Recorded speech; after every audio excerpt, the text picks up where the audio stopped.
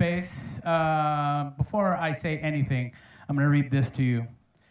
First and most importantly, we must acknowledge that the city of San Jose is made up of the lands of the Muwekma Ohlone people, who trace their ancestry through the local mission system. We must remember and acknowledge that this land was taken through dishonesty and violence. We must remember the connection the Ohlone people have to this region and give thanks for the opportunity to continue to live, work, learn, and pray on their traditional homeland.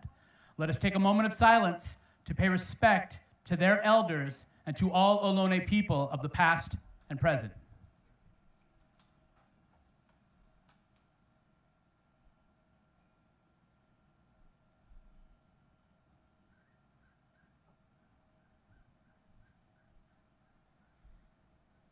Now, I would like to welcome you all to the 8th annual San Jose Poetry Festival. Give it up. It's been a really great festival, and this is actually the finale of the San Jose Poetry Festival. We're closing out the festival with this event tonight, the San Jose Poetry Slam. We want to thank you for supporting and participating in tonight's event, and we are honored to bring our poets to you tonight. We want them to become your poets. The San Jose Poetry Festival 2022 is presented by Poetry Center San Jose and is sponsored in part by Festival and Cultural Affairs grants from the City of San Jose, a grant from SV Creates in partnership with the County of Santa Clara and the California Arts Council, and also supported in part by SV Creative National Endowment for the Arts American Rescue Plan grant, funding from poets and writers, and with support from Anna Mark's Art Party, Applied Materials Foundation, Brandenburg Family Foundation, and Silicon Valley Community Foundation. We would like to acknowledge and offer our deepest gratitude to all of the venues who've been a part of this festival this year, and festivals in the past and those to come in the future. I have been the festival director for this festival, and as much work as it's been, and as difficult and as stressful as it has been in some cases, it has been entirely worth it. It has been glorious. And those of you who have, if you have seen any other event as part of this festival, please give a round of applause to what you've seen in this festival. It's so nice to see different faces come that first night and then see some of those same faces over the course of every night for 5 days straight. There's a number of people in the crowd whose face I am so happy to see more and more just from this week alone. So thank you for coming and thank you for being a part of this. And honestly, thank you for supporting poetry. I think it's I don't think that people realize how important and how wonderful poetry can be, and that it's something that we should pay for, even a nominal fee. We should pay for it because there are people out there who really want to make it their life's mission to be poets and to put poetry into the world. Poetry, I don't think, has ever killed anyone so far. All right, but then again, we still have tonight. So this is the San Jose Poetry Slam. Now, I am the only human being in this room who went to the very first one in September of 1998, 24 years ago this week, all right? Now, that I'm proud of, but now tonight I also get to be proud of you because you're now in the very first Poetry Slam held in this building, and we're hoping for the next every second Sunday to come for as long as we possibly can. So we'll be back here second Sunday of October, second Sunday of November, second Sunday of December. Now you know you have somewhere to be and something to do on the second Sunday of every month right here at Tabard Theater. And we have a policy with the San Jose Poetry Slam. Scorpiana, excellent, our slam master over here. Wave to everyone, Scorpiana. All right? We have a policy, and there's been a standing policy for many years now, for decades now, that no one will ever be turned away for lack of funds. You can tell people that. We'd love to get $5, we'd love to get $10, we'd love to get $20. And we love the fact that we live in Silicon Valley, a place where there are people who are doing very well, and then there are there are poets, right? So, if you can support others to come to the slam, please do so. And if you can't support even yourself to come to the slam, please come to the slam, because someday you will. So, without any further ado, I'm going to give you a few rules, a rundown of the slam. Who's never been to a poetry slam before? All right? It is literally an open mic with scores, all right? That is all it is, all right? It's a novelty. It's a way to get butts in seats. Who here has a butt? Whose butt is in a seat? Yay, the novelty works. All right, we've done it. So all you're going to experience tonight are poets coming up here sharing their work. They'll have 3 minutes and 10 seconds to perform those poems, right? Our scorekeeper, Mike over here, Magic Mike, sitting over here in the corner, he's going to keep score and time. Now, don't worry about it, poets. If you go over 3 minutes and 10 seconds, you're allowed to. Once you hit the 5-minute mark, you're going to see a chubby dude from Lord of the Rings, me, right, coming up, creeping up to the stage without a sword, you know, and that's me telling you, get off, you're done, all right? So, but if you go over those 3 minutes and 10 seconds, we will start, Mike will deduct scores, and I believe it's 0.1 for every second over, is that correct? No? What is it? 0.5 up to every 10 seconds over. So it's 0.05 for every second over. Up to every 10 Yeah. Oh, I see what you're saying. Okay. That's weird, but we'll do it. So we're going to do, so you will lose a half of a point for every 10 seconds over. So if you go 1 second over, you're losing half a point. If you go 9 seconds over, you're losing half a point. All right, so for every 10 seconds you go over, you're gonna lose half a point. Also, poets, if you need to adjust the microphone, I just discovered there's always, like every 10 years, a microphone stand company develops a new way to raise and lower a microphone stand, right? And this is a new one for even me. I thought I'd raised every single microphone stand there was. Most of the time you have to unscrew a nut here and then raise and lower it and then tighten it. This one, all you have to do is you literally just turn the pole itself. And then you pull it, right? I know. I did it, the first time I did it, it was intuitive and I was like, holy shit, it's crazy. What? That's for Tongo right there. All right, so the rules for a poetry slam are this, poets and audience and judges. Oh, that's right, we have 5 judges in the audience. If you're a judge, hold up your scorecard so that the whole audience can see who to boo tonight. Who are we booing? No, I'm just kidding. We don't need to boo. I got 1, 2, 3, 4, 5. Excellent. Excellent. All right, so these judges are just randos. They're people who said yes to something they weren't sure about, all right? They were willing to say, I will judge art. I will give art some numbers that mean very little, all right?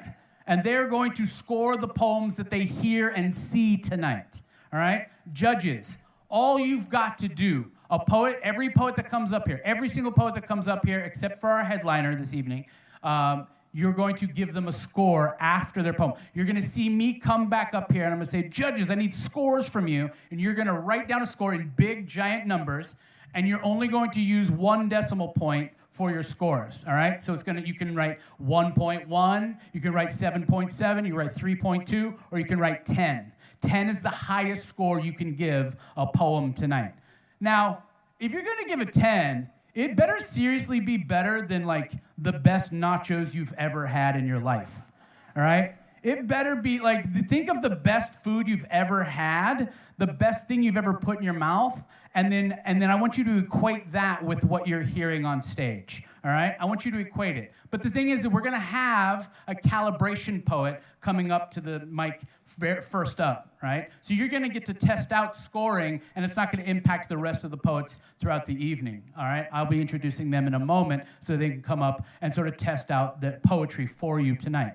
And you will give them a practice score, and then from that, for the rest of the night, you will use that to gauge everybody else's scores, all right? So I want you to think of that first poet as the most delicious food you've ever had in your life, all right? And then you'll go from there. Now, sometimes foods don't work out so well, right? You're like, I followed the directions, except for the fact that I had no milk for the mac and cheese. So, yeah. I know, right? That's what you get for using water, right? So, I think I've gotten everything. No, the rules, poets, are no props, no musical accompaniment, and no other accompaniment of any sort. So no one can come up on stage with you. That's it. Those are the rules. You got 3 minutes and 10 seconds, and every 10 seconds over that, you're going to lose half a point. All right? I think we're ready. Are we ready? Yeah. You guys ready? So Here's the thing, folks. Here's the thing. This is why I've been involved with slam for a very long time. I love it because it is a conversation between poet and audience, speaker and listener. You're not just here to listen. You're here to engage in that conversation with the poet. You like what you're hearing? Let them know. Let them know in the moment. Let them know that you feel what they're saying, or let them know that you're not feeling it. That maybe you don't like it, right? Don't heckle. Don't ever heckle a poet, but let them know. Let them know with your body. Let them know with your fingers. Let them know with your voice. Yeah, no, maybe, you know. Let people feel it, all right? Don't be afraid to make noise. Don't be afraid to stomp. Don't be afraid to hoot and holler. And especially don't be afraid to get yourself a beverage at the bar and tip the bartender very nicely tonight, all right? Her name is Donna, and she's here to help you out. I feel like every time I say the name Donna, somebody sings the Richie Valens song, right? Always, and everybody. Donna, you've been hearing that your whole life, haven't you? Yeah, I know. I hear some of the songs I hear. You'd be surprised. They're all Ice Cube songs. It's weird. But anyhow, so without any further ado, let's bring up our calibration poet this evening. She comes from a long way from here in San Jose. Please put your hands together for Amanda Borges. All the way to the stage, folks. We clap, we cheer until they get to the microphone.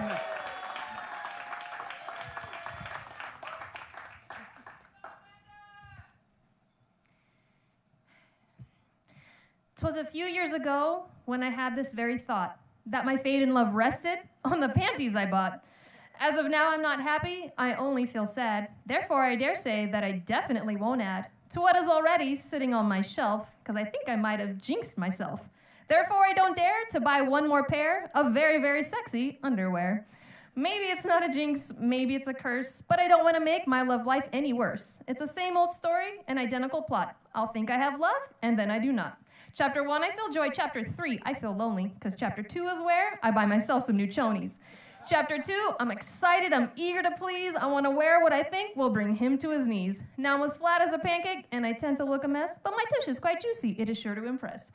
It is round and it's plump. Yes, my butt is quite healthy, and dressed up in some lace, it looks great in a selfie. Now I know what you're thinking. There's no way, that's not feasible. But what can I say? God made my ass squeezable. So I run to the mall, I look here, I look there, till I find just the right pair of sexy underwear. There are all kinds of styles. If you name it, I've got them. From all sorts of boy shorts to classic bikini bottoms. I tended to think, what on earth could go wrong while sporting a new teeny tiny string thong? And at the end of the day, who wouldn't want to get freaky after seeing me in my new cheeky-ass cheekies? I've got all colors, all patterns, a pair for any occasion. I look good, they get horny. It's a win-win situation. We have fun for a while, a few months, a couple years, but it ends and I'm left in a puddle of tears. Sometimes I know why, sometimes I've no clue, so I blame it on my panties. What else can I do? It's your fault, damn it, I know it, you jinxed me. I kept you clean and so fresh, but my love life is stinky. I should have trusted my gut and my female intuition. This jinx is very real, it's not just a superstition. If I want to get a man and not cause myself doom, I have to dress my ass simply in some Fruit of the Loom. And if it's not a jinx, but instead it is a curse, I think I found a way to make it reverse. Instead of worrying about panties or being loved or rejected, I'll wear ugly undies that look bad and dejected. The other day I had on my most hideous pair, and at the market I saw the cutest guy there. He was checking me out, we even started a chat. I'd broken the curse, see? How do you like that? I've got the formula solved, this is real, it's no phony. If you want to get a man, just rock those parachute chonies. I no longer fret about what looks cute on my fanny, and I'm comfy all day, because I'm wearing granny panties. I once thought all love was slippery, and I couldn't manage to keep it. So my advice to y'all is, don't trust Victoria's Secret.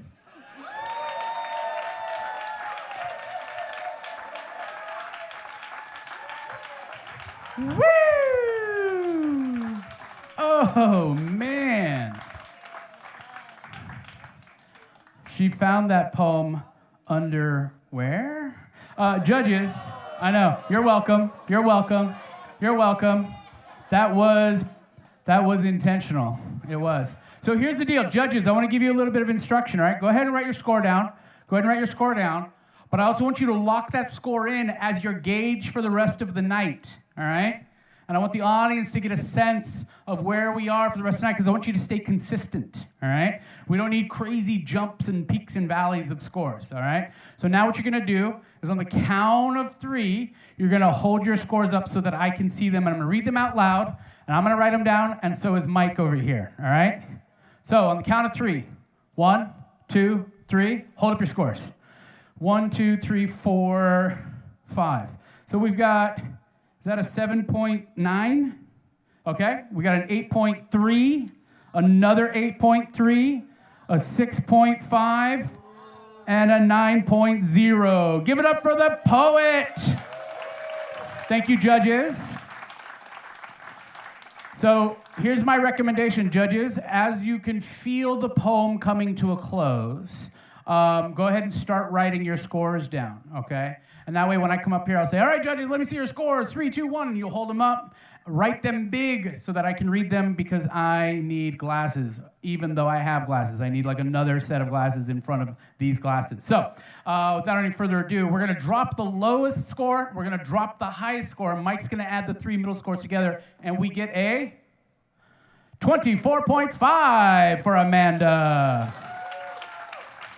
So now, the audience is going to remember 24.5 is the barrier. That's where we are. That's where we start the evening, all right? And we're going to see where we go from there, all right? So, you guys having fun already? Yeah. Me too! I have been so excited for tonight. You guys have no idea. Now you have some idea because I just screamed it. So, let us bring up our first poet this evening in the competition. On deck, meaning that they're coming up next, is Brennan DeFrisco. But coming up right now, please put your hands together for Jose Jimenez.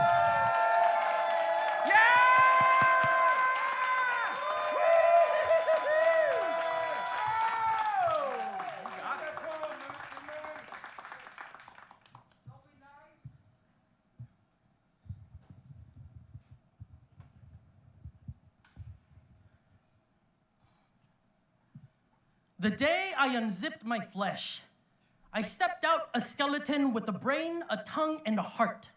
I grabbed the flesh and placed him in front of the mirror. Watched the contrast between the whiteness of my bones and the brownness of the skin.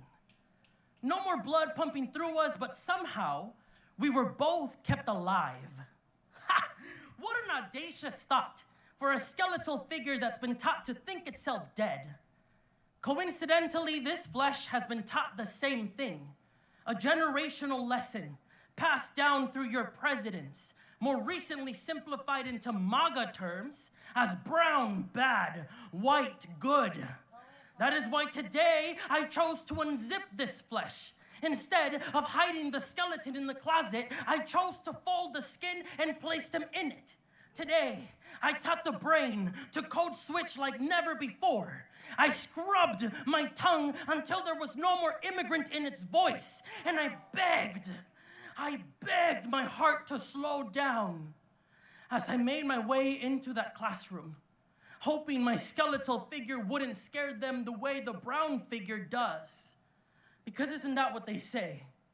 That brown people are scary, confusing, foreign. But as my teacher calls my name, the white boy to my left says, "But how do you say that in English?" I tell him, my name has no language, it's just Jose. He says, "But you're in America now, and here we speak English. So again, how do you say your name in English?" And I think of the audacity of him to think that just because his ancestors pierced the land of mine, that suddenly he can claim how to say my name, as if he could do that, all right? I turned to him and I said, "Look, if you think I'm scary, wait until I'm angry." I said, "I will give you a reason to be upset, because until you learn to build the way we have, instead of breaking us down, you can consider yourself all you want, but you will call me by my name, Jose Jimenez."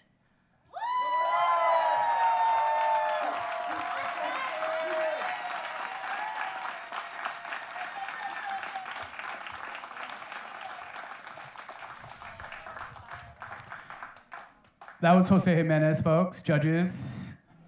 before we make any more noise, I want to see them scores. 3, 2, 1, up in the air. Hold them up. We've got a 9.2, a 9.0, an 8.5, an 8.5, and an 8.0. Give it up for Jose Jimenez.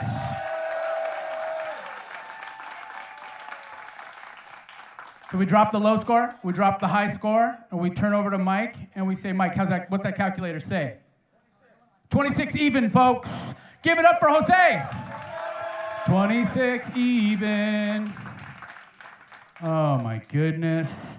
Every time I go up to the bar, I'm about to go order a beverage, and then they beat me to it, and then I gotta run up and down the steps, and I'm like, oh, that's why we're here, because Mike McGee needs to lose a few more pounds. And I'm gonna sweat it off doing the slam here, folks, and it's worth it. All right, on deck is Eric Pando, but please welcome to the stage, Brennan DeFrisco. Yeah, come on, guys.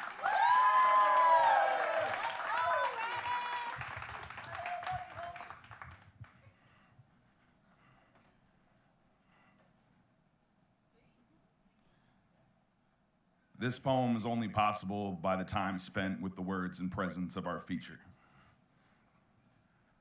Poet sits in a city of poets. Bourbon burns a blaze of flesh, despite the ice. Try as lime and ginger might. The night sky reminds the sun it has not been approved for overtime, so our self-centric star is clocking out. Slow walk to the parking lot, palette of amber and violets in its wake. Someone must know the color's name of a confused blue sky, holding daylight's last deep breath before a cloud start inspiring artists to be artists again. Poet sits in a city of poets. Sign says no smoking. Building holds as many ghosts as it wants to. Two-faced landlord charging them rent. Purgatory's getting expensive. Everyone wants 5 more minutes, and late-stage capitalism both winning and sabotaging the war at the same time. We survive systems and live for the people we love. Whether that is enough for you, you are enough. Poet sits in a city of poets, and music is filling in all the corners. Guitar knows its way around a drop D, each note a syllable, true stories spoken in strings. We should all be learning more ways to speak. Silence comes for everyone eventually. I am grateful we are still close enough to hear each other dream. Poet sits in a city of poets. Stars will show their old photographs soon. The room will disperse its collection of separate lives, and perhaps a small joy of our time together will stay a while, linger between dreams and morning coffee. It's all we can do to hold these moments, even as they pass through hands like sand through a city of poets. I hope your beach leaves you knee-deep in laughter. I hope your desert leaves room for an oasis. I hope your hourglass cracks under the weight of all the times love pronounces your name. I hope you quicksand into someone's arms and forget what it ever felt like to sink.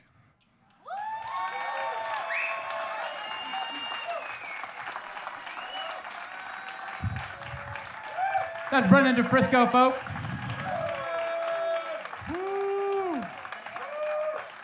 All right, judges, what do we got? Let's see them scores. 3, 2, 1. Write them big, write them proud. Hold them up in the air. We've got a 7.2. We've got, is that a 7.3? Yeah. We've got an 8.9, a 9.0, 9.9. Was that everybody? Did I get them all? Is that everything, Mike? Yeah, okay. Give it up for the poet, folks. Yeah! That's what I'm talking about. So I'm going to say this, folks. For future poetry slams, just know it's first come, first serve for these cabaret tables right here, and they're very nice. I just want to ask somebody. I'm going to pick a random table. You guys, right here in the center. How do you like your table? Is it holding your stuff nicely? Yeah. I want to be able to say I built those tables, so you know what? Forget it. I'm going to say it. I built that table just for you so that you could hold a beverage and a fake candle. You're welcome. You guys ready for your next poet? So am I! On deck, we have Anne Bouy, but coming to the stage right now, please welcome... Oh, score for Brendan DeFrisco. We've got a 25.2 for Brendan. Give it up for the poet.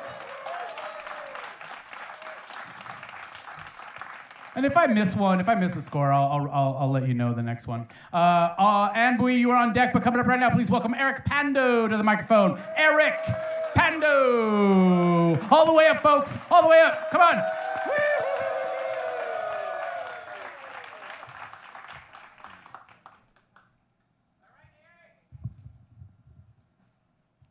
The unconditional path of nature's fate gives me the innate temptation to create. A sub-mind drive to distinguish wrong from right, to not compromise to be labeled by the state, to not be free in a cage or forced into life, to be as free as the breeze is truth. Right? I chose fight or flight for these insights. Despite the strife of this fight, I chose I. Those days I heard myself cry, I had to remember a time I felt alive. So I decided to walk, run, ride, fight, survive my mind. Began to feel through the world as if my heart was on my lapel. Dangled a fuse to the eyes, not to light, but to see through lies. And these crocodile eyes don't cry, but sigh in disbelief of intuitive things that broke me as I told an old story of the unconditional path of nature's why. But this time around, the pen is my friend. It tells my side as it justly glides. My story spoke next to the fire, raises chills of inspirational vibrations, down your spine and up to heaven, where it's received as notification, as clear sight by one of the blind. Lost in the whirlpool of possibilities, in my vortex I realize with joy and humility, my eyes perceive beyond my sight. And the reasons are sound, the resonance is loud, big love all around and not just up above. It's a message from the sun that fell to rise, to find his way all the way down, and then to be freed by his love of himself, where he learned to be part of the forest as he loved them trees. There he found the bottom of the creek was his path to the peak, a spiritual zenith launching pad to self, and the only way to assimilate to his new path, he vowed to help the lead the lost to their light despite his past, now an honorary dark night for his fight that almost took his life. God is huge and reachable by many smoking truths. So I stand as a messenger from the other side to fight for your right, to raise the vibration of the whole to a scorching white. Join me in the fight of the dark and the march of the holy warriors, once thought ill-equipped, are now the very tools the righteousness select. Unconditional.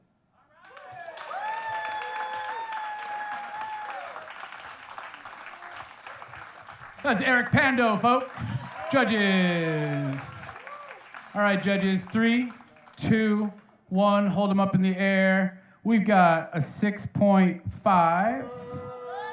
We got a 6.8. We got a 7.7. We got an 8.2. And we got an 8.8 for Eric Pando. And now, while Mike is adding up the 3 middle scores, I just want to point out, because some of you might be wondering, when does the time actually start for a poet? And it's first utterance. So if I came up here and didn't look at anybody, and I just came up and I just started doing the robot, my time wouldn't start yet, you know? But if I came up here and I just started staring you down, you know, that might be considered first utterance, you know, because I'm connecting with you, I'm connecting with the audience, you know? But if I come up here and I'm just like, but that stopwatch is now going. You know what I'm saying? And then if I just pause for 2.5 minutes,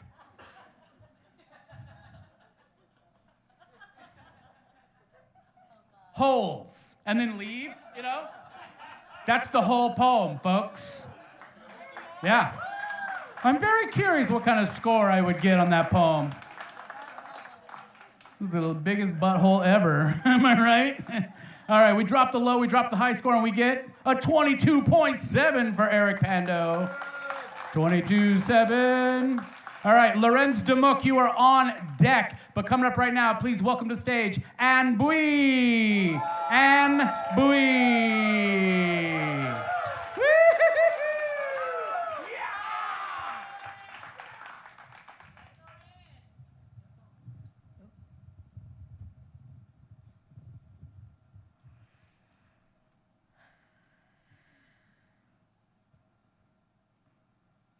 On March 17th, 2020, Santa Clara County issued a shelter-in-place mandate. I've been staying home ever since, and even before, temporarily employed since May, flirting with unemployment since March, and grieving in San Jose since November. From a social distance, the world feels quiet but isn't silent. Hums of an airplane fly through hazy orange skies.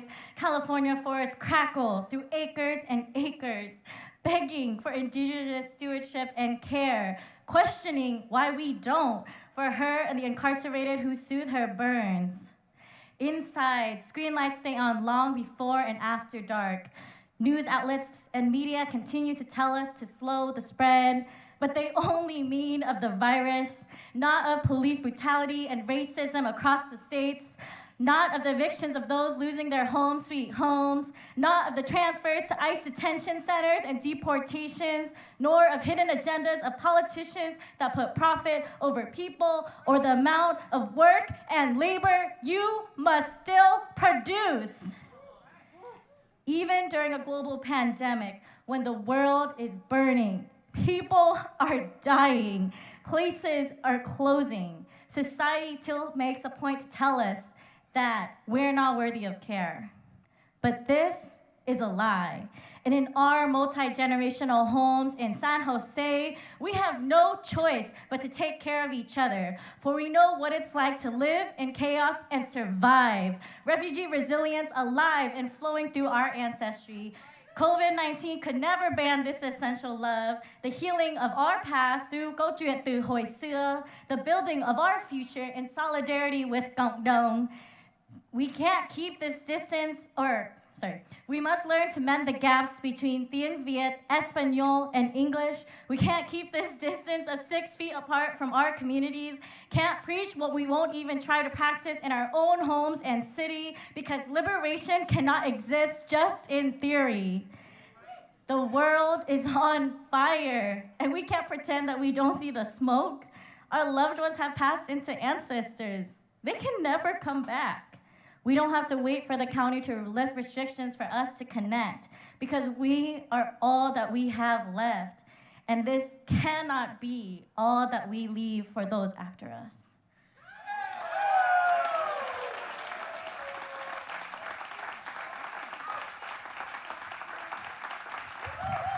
That was Anne, everyone. Yeah. Judges, what did you think? Judges, you don't get to clap. Your clapping is with ink, all right? With a dry erase marker. All right, some of these scores are dry. All right, okay, we've got a 7.4. You guys can, you do what you gotta do with those scores. We got a 7.7. We've got an 8.2. We've got an 8.9. And we've got a 9.2 for Anne. Give it up for Anne Bui. Oh, I finally got a Diet Coke, folks, and I'll tell you right now, life is good. Life is too good. I know I'm real good, okay? I don't care what anybody or everybody says. I'm doing all right. Folks, we're going to drop the low score. We're going to drop the high score, and we get a 24.8 for Anne Bui. 24.8. I want to tell you guys, somebody remind me to tell them about the very first time I slammed, which was at the very first San Jose Slam, and the score that I got. Remind me to tell that story at some point towards the middle of the night. But on deck right now, we've got Sterling coming up. But right now, put your hands together for my friend and yours, Lorenz DeMook!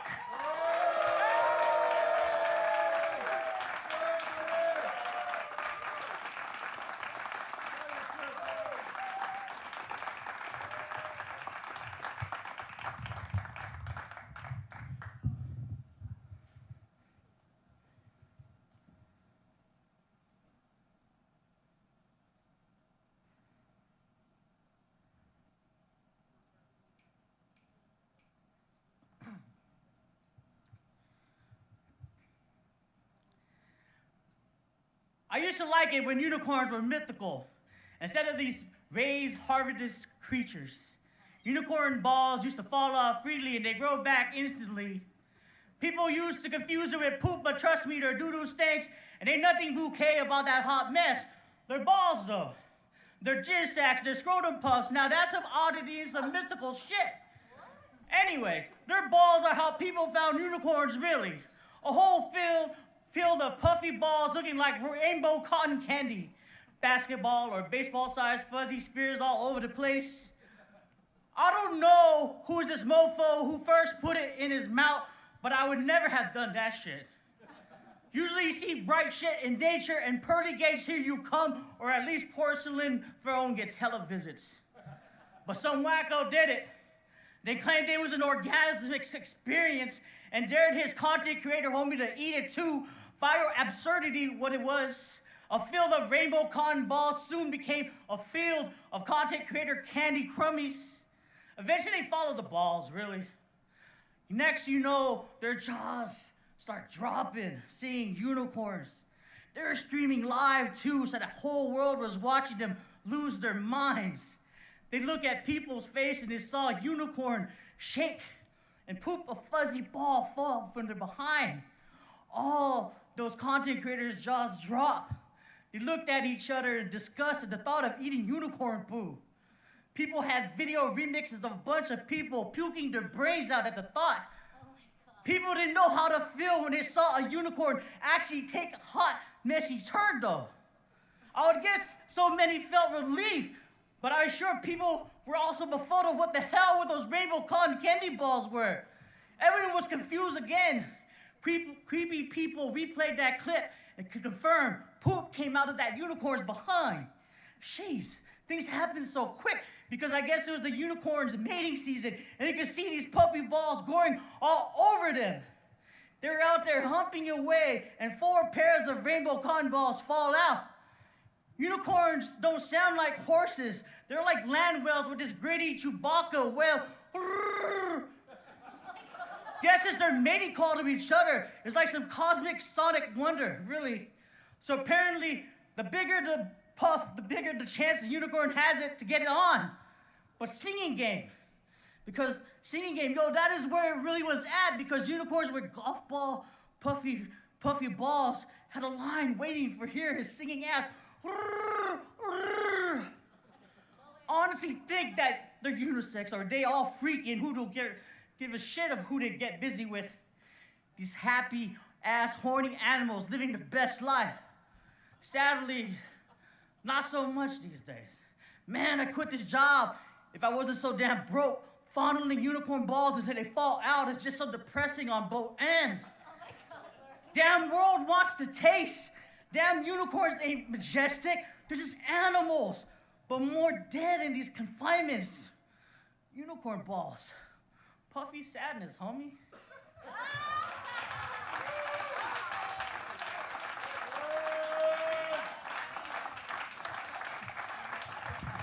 All right, that was Lorenz.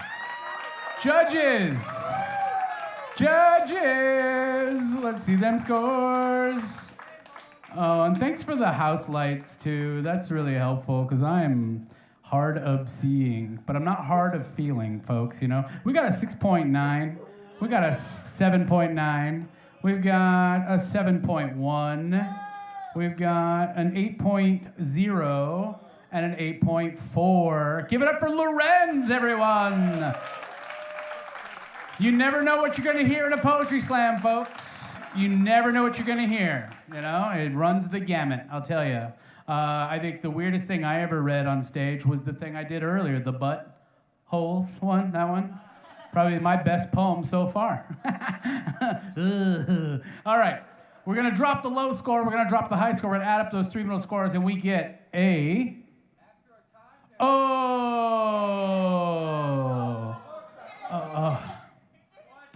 How long was the time penalty? 3.24, 3 minutes and 24 seconds. So he went 14 seconds over, which means that he loses a full point, right? Because it's a half a point for every 10 seconds over. So he loses 1 point, and he ends up with a 22 even. Give it up for Lorenz, folks. It's not easy to get up and talk about unicorn balls. It's not easy. Folks, on deck, we've got Manny, but coming to the stage, please put your hands together for Sterling.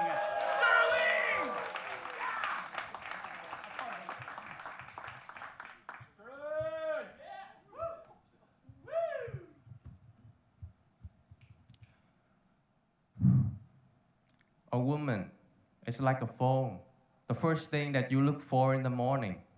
A woman is like a razor blade. She either shapes you up or she cuts you deep. A woman is like a kitchen cabinet. My honey, my sugar, my cup of tea. A woman is like an expensive suit. You'll be more of a gentleman with her touch on you. A woman is like your next big job interview. You're hired when you can differentiate between focus and engage. A woman is like the road back from work. The longer you know her, the faster you'll be home. A woman is like a blanket. If you cover yourself with it, it bothers you. But if you throw it aside, you feel the cold. A woman is like a bed. Well, man lays to rest his pretentious masculinity and be himself at the end of the day.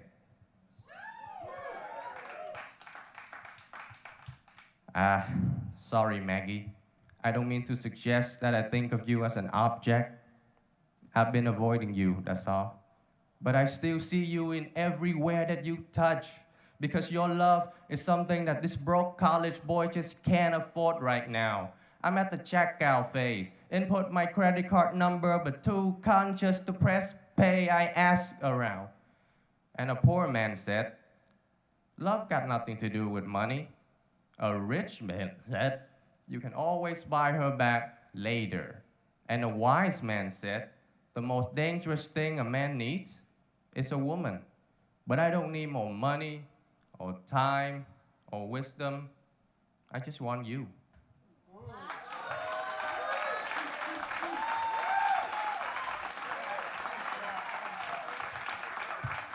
That was sterling, folks. Judges, what'd you think of that? We're gonna hold them up. 3, 2, 1. Let's see those scores. All right, we've got an 8.3. We've got a 9.0. We've got, I can't really see that. Is that a 9.5? A 9.5. We got a 9.2 and a 8.1? 8.1, all right. Did you get those, Mike? Okay. I didn't. I just said them out loud. And we're going to drop the low score, drop the high score, add those 3 middle scores together, and we're going to give Sterling a 26.5 for Sterling. Well done. I'm seeing some folks I've never seen at the Slam before, and so this is exciting. Soul Stuff, you are on deck, but let us please welcome to the stage Manny! Manny to the stage! Keep it going, folks. Come on, let's give us some energy.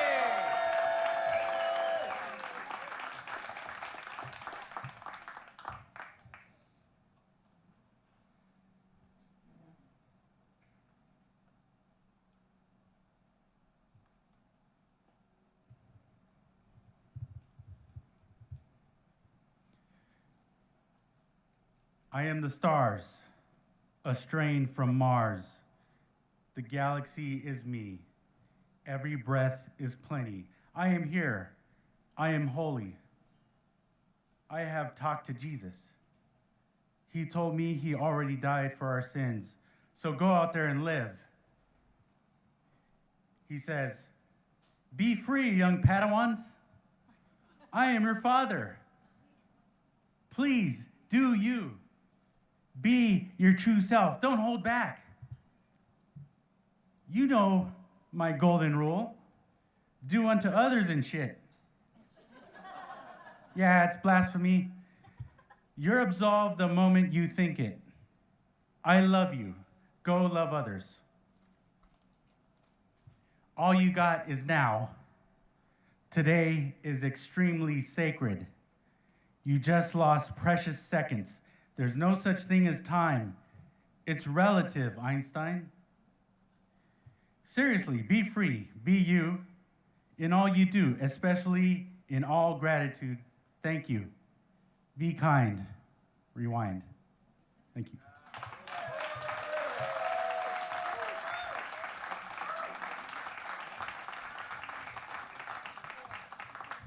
That was Manny, folks.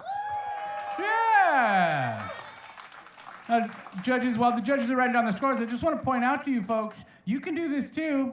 All right? This is, like I said, it's an open mic with scores. You just gotta be willing to accept those scores as somebody's opinion. Because guess what? People are being judged all the time, on the bus, at work, at school. Being judged all the time anyway. At least these people are being honest about it, right? All right, so we got 1, 2, 3, hold them up. We got a 7.0, a 6.7, a 7.1, a 7.8, and an 8.1. Give it up for Manny, everyone. And I think one of the things I really love about slam and about poetry in general, especially spoken word, is that it can be so many different things, right? It just depends on the person, the time, the place, depends on everything. And we're all in the right mood for it tonight. We're all here for that. We have that openness, you know, and I love that. Dara, you are on deck, but coming up right now, scores. Yeah, I caught it as you all caught it. You're like, the fat bastard, he forgot. All right. 21.9 for Manny. Thank you, Mike. Dara's on deck, but let us welcome Soul Stuff to the microphone. Soul Stuff! All the way to the mic, folks.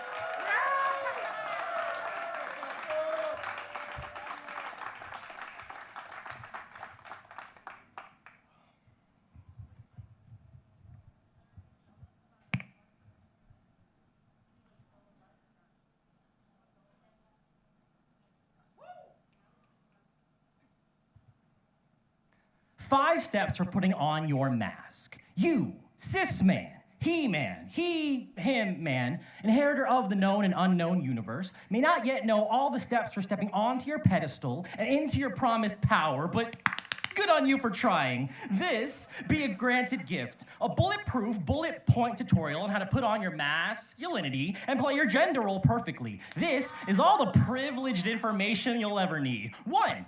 Be uncomfortable. Sip that daily insecurity with your breakfast. Acknowledge the discomfort of society's expectations. You are supposed to be anything your heart desires, meaning society desires for you, meaning other men desire for you. 2, look to popular men of popular culture. James Bond, Barney Stinson, the Old Spice man from all the commercials. Tried and true portrayals of strong and straight. See them flex, finesse their way into and out of anything with the flash of a smile. Learn to memorize their mannerisms. Start shaping your mask to look like theirs. Never mind that they exist in a fictional universe, the context of performance is still the same. 3, repress and repeat. Become a human chopping block. Soundproof insulation. Absorb the world around you, but never let any of yourself escape. Be cool, calm, consistently photogenic. And 3B, do not cry. 3 MOC for men of color, you cannot cry. Cannot reveal feelings other than strength. There is already so much ammunition in this world against you. Do not make your face your own worst weapon. But as long as you wear your mask correctly the way this guide recommends, no one will be able to see the whites of your eyes, the dark of your skin. 4, look to any and all forms of validation. You need to look the part to play the part. Power suit, power stance, power play, anything to put you in power, in charge, able to break other identities down in order to feel safe. But don't worry, you're still the hero of this story, because 5, listen to your narrative above all else. They do not understand what it's taken for you to be this bold. You deserve a medal for how you brave those conversational battlefields, so much so now that you and your mask are one and the same. So congratulations, you did it. Isn't it wonderful to be right? Isn't it nice how loud and how clear your voice sounds in an empty room?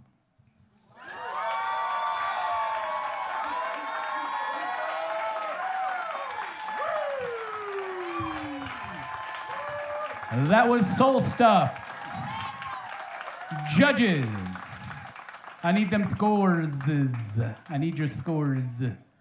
Your pen is done. I was noticing that your pen was done because I was like it was getting harder and harder to read it. We'll get you a new pen. But right now that looks like an 8.1. Is that an 8.1? We got a 9.1, another 9.1, an 8.9, and a 9.8.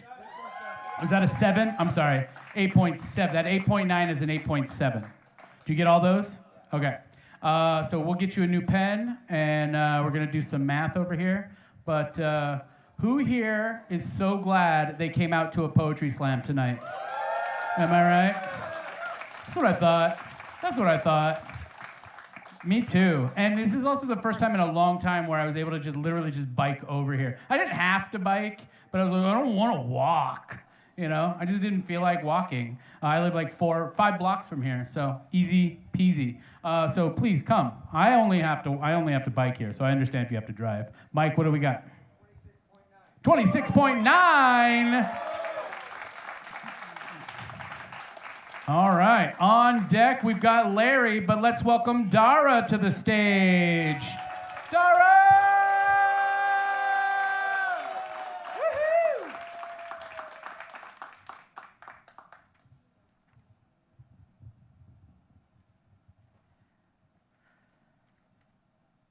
Fall predicted in 48 hours.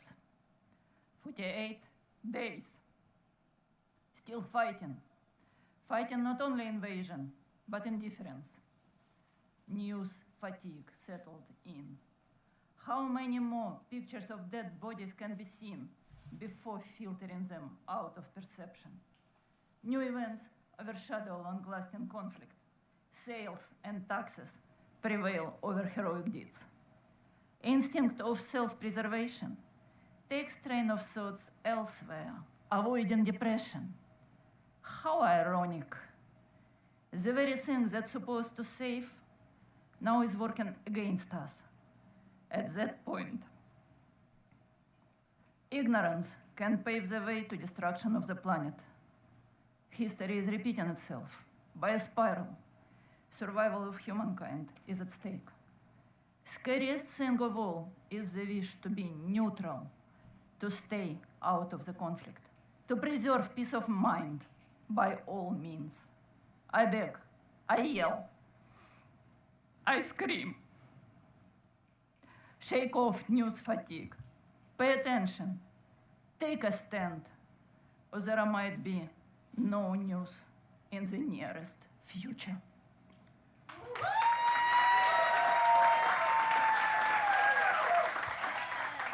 I wrote this poem in April, so the number is wrong. As of today, Ukraine is still standing for 200 days. Today.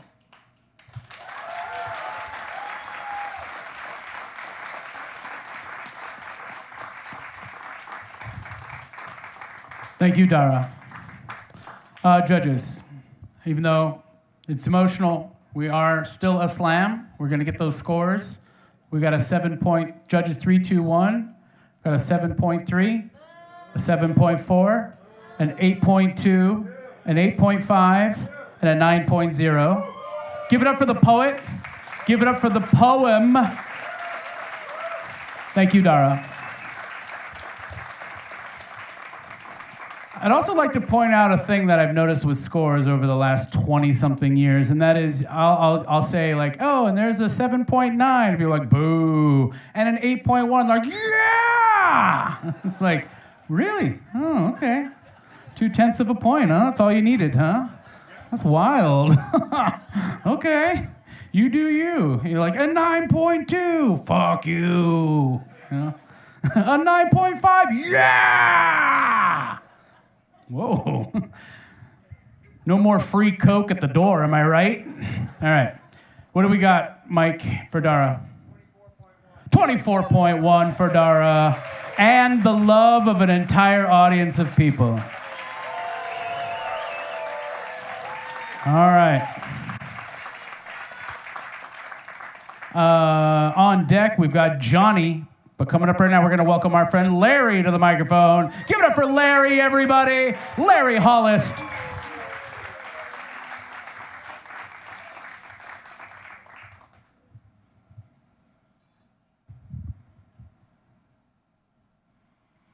I should have been one of my wife's love failures. Everyone has love failures, and halfway through our first date, she decided I was going to be one more of hers. At the time, we had spent emailing each other to set up this date had been a waste of time. Now, don't think bad of her. I had given her no other reason to think so. See, at this point in my life, I'd given up. I was tired of love failures, and I had gotten into an attitude of self-fulfilling prophecies, that my attitude would just cause another love failure. None of my relationships ever lasted more than 6 months at that point. Most were over after 2 or 3 dates. In fact, there was 1 year, 3 people I went out with married the next person they dated. There was a 4th person who heard about this and went out with me just so her love failures would end. She was a good friend. Despite my lack of trying, and it being a hot summer day in '99, the roller rink smelling of 100 old gym socks, my wife, who 8 months after this date married me, spoiler alert, being the kind person who she was, stayed to the bitter end. She watched my poor attempt at playing roller hockey. She stayed and went with me to Denny's. See, I wasn't trying very hard, was I? Even after the shower I took, didn't take. But because she stayed at Denny's, she saw a photograph that convinced her that she needed to date me more. And ever since that first date, I've done my very best to make sure I would not be her love failure and she would not be mine.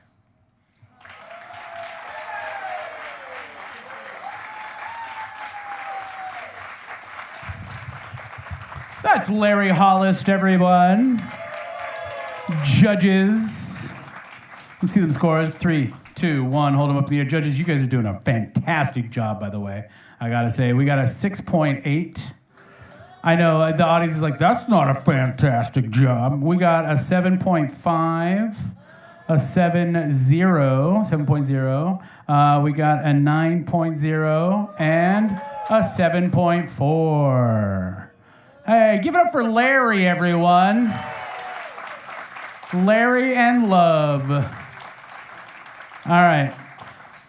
The next person we have on deck is actually going to be a teaser from our headliner this evening, one Mr. Tongo Eisen-Martin. He's going to come up and do a poem for you before we take an intermission so that you guys can visit the restroom, go to the bar, what have you.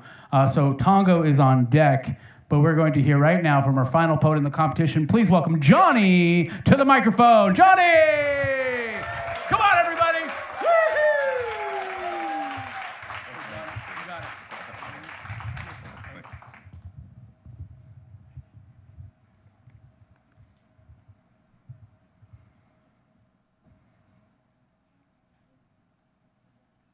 I'm isolated, and I'm infatuated.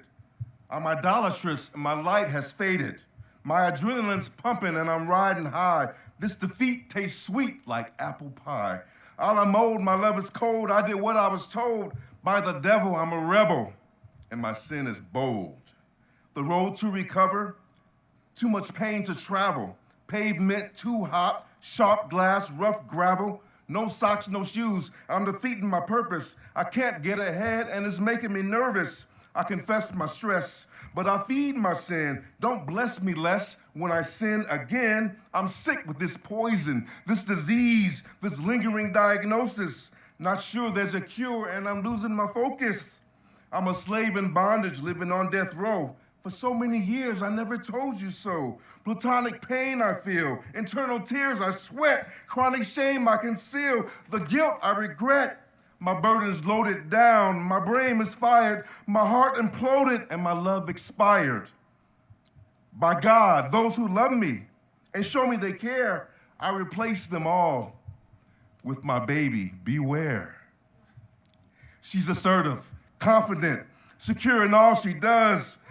Can't help but feel intoxicated by her buzz. My baby never sleeps whenever I'm awake, and she never weeps whenever we take a break. My baby listens to me, and she never talks back. And when I need some space, she always cuts me some slack. My baby calls my name, and she tells me I'm great. She's always ready for me. I never have to wait. I can have her when I want her. Invitation open. Just a matter of time before my mind's eloping. My baby, wait. No need to build intimate relationships. I only make time for virtual mind trips. When I stare, I have visions. They get locked in here. I leave wanting more and hope they reappear. The cycle repeats. I don't want to stop it. Like an unwanted child, I choose to adopt it. and take her home. Make her mine to keep. My baby cries for me, and I get no sleep. My baby never argues and she never gets mad. She's always happy and she never gets sad.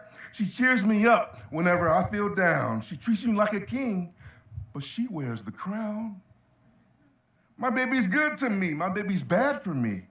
Love is something my baby's never had with me. My eyes are shot with blood and they're heavy with lead. My core is rotten because in here I'm dead. I won't wake up. My soul's comatose. It's impossible for you to get close to my baby.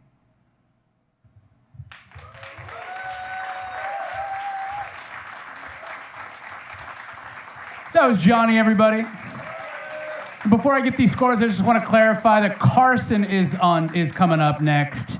Tongo will be on deck after Carson. I messed up. I suck. I'll never host again. All right?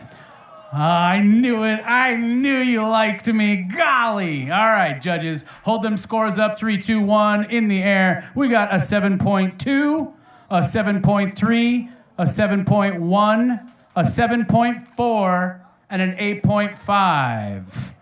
Did you get all those, Mike? Okay. Give it up for Johnny. Thank you, Johnny. All right. So we got one more poet in the round. Then we're going to hear from Tongo. But we're going to drop that low score. We're going to drop the high score for Johnny. And we're going to get 21.9 for Johnny. Give it up for the poet. And now we're going to bring up to the stage Carson. Carson to the microphone.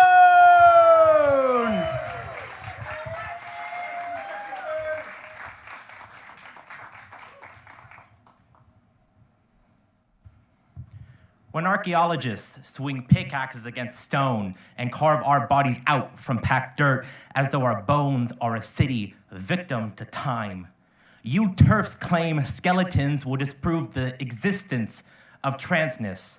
No. Please speak of my shoulders. Tell them how you think they span miles longer than a woman should. I beg you, investigate. We are accustomed to dissection. When I lay in a silken coffin, the last prayer to cross my nerves as they decay is that my body is buried in my best dress. Not if someone 1,000 years from today thinks I am a man. I am not my bones. Why feign concern over my corpse after death?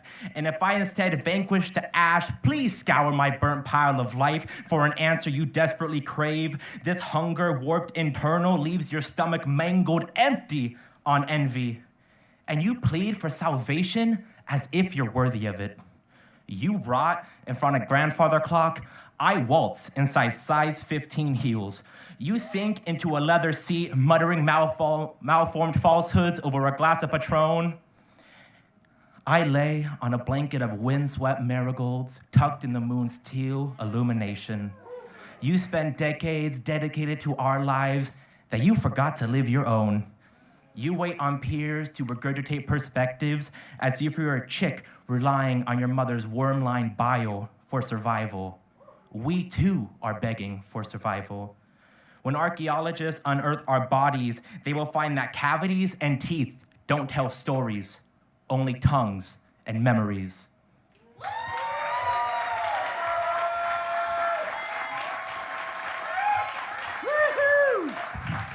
That was Carson, folks.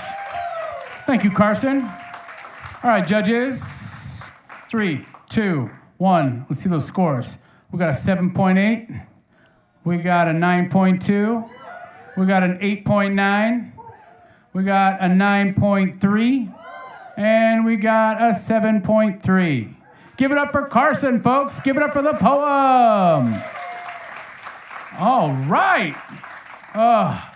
So that is it for the first round of the slam. We're now going to hear a teaser poem from our headliner, our feature this evening, right? And then we're going to take a little break. Now, here's the deal. With a poetry slam, a lot of slams, they have 2 or 3 rounds. We have 2 rounds in our slam.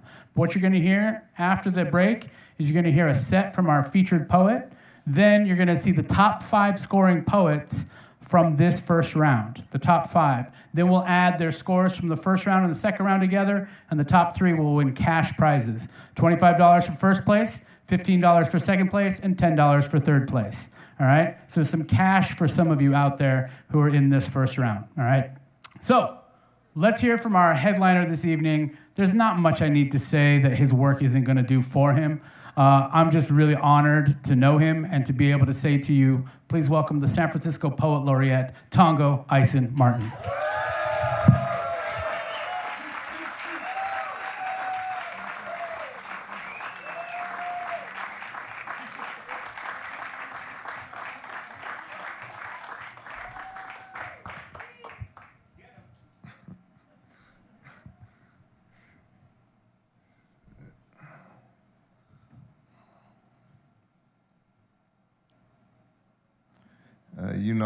Apparently,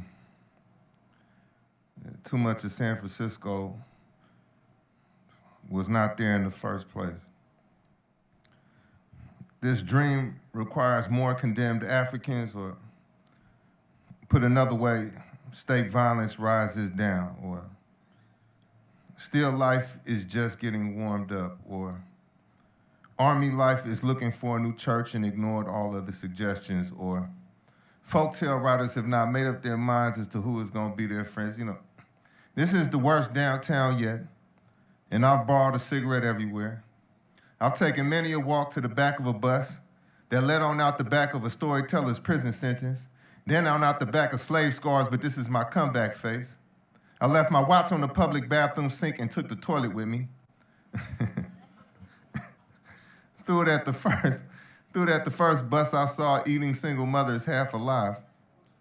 It flew through the bus line number, then on out the front of the White House. Hey, hopefully you find comfort downtown, but if not, we brought you enough cigarette filters to make a decent winter coat. A special species of handshake lets all know who's king and what's the lifespan of uniform cloth. This coffin needs to quit acting like those are birds singing. Rusty nails have no wings, have no voice other than that of a white world dying. Their book pages in the gas pump, catchy, isn't it? The way 3 nooses is the rule, or the way potato sack masks go so well with radio codes, or the way condemned Africans fought their way back to the ocean, only to find waves made of 1920s burnt up piano parts, European backdoor deals, and red flowers for widows who spend all day in the sun mumbling in San Francisco. Red flowers, but what's the color of a doctor visit? There are book titles in the streets.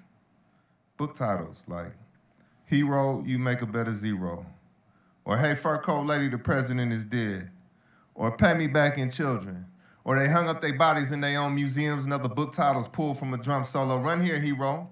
Lied to hiding place. All the bullets in 10 precincts know where to go. There's no heaven or any other good idea in the sky. Politics means that people did it and people do it. Understand that within San Francisco and other places that was never really there. I bet this ocean thinks it's an ocean, but it's not. It's just 6th and Mission Street. I don't know who's king. King of thin things. Like America, I'm proud to deserve to die. I'm gonna eat my dinner extra slow tonight in this police state candy dispenser you all call a neighborhood. No set of manners goes unpunished. Never mind a murderer's insomnia or the tea kettle preparing everyone for police sirens. Capitalists eat until the world is blurry to them. These streets are made of saliva. There's some people made of saliva too. They usually got on uniforms. While a crazy man spins round and round trying to make a record out of this mass production jungle, maybe I'll join them. Count cash and cry. These streets are made of saliva and white sheets are worn by a building in which kids are supposed to learn how to read well. White sheets on the highway too. Another mirror needs their head on a pike. One down is just one down. But you tell all this to the masses and your teacher will pipeline you. They told me I was jewelry. They told me this is jungle. Well, maybe not jungle, more like 50 machine guns planted in the ground. It's raining faces again in California.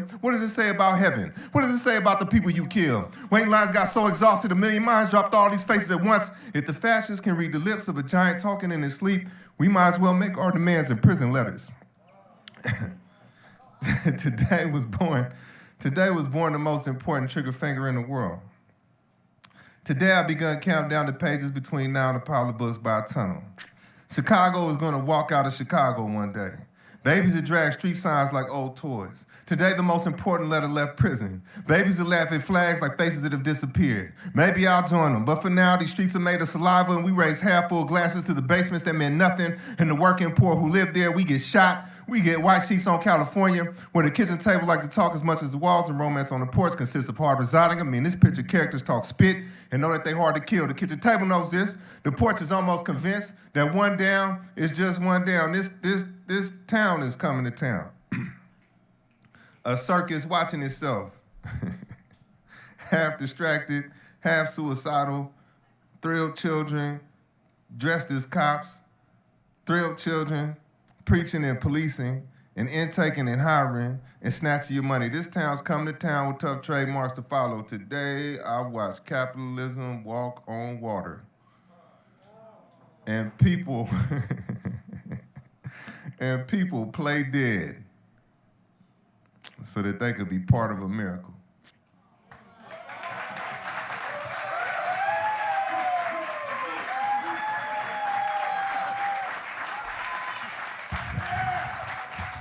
Tongo Eisen-Martin, folks. We'll be back with Tongo in just a little bit. We're going to take a 10-minute break.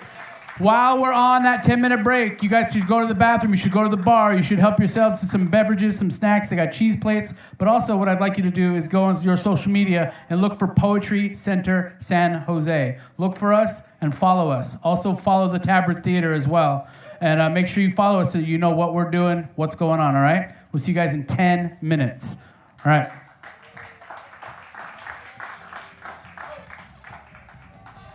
Oh, real quick, folks, I'm sorry. I wanted to let the poets know you want to know who's in round 2? All right. We're going to see in this order, highest score to lowest score. The top 5 going into round 2 are Soul Stuff, Sterling, Jose Jimenez, Carson, and Brennan. All right. That's who you're going to see in round 2. All right. We'll see you in 10 minutes.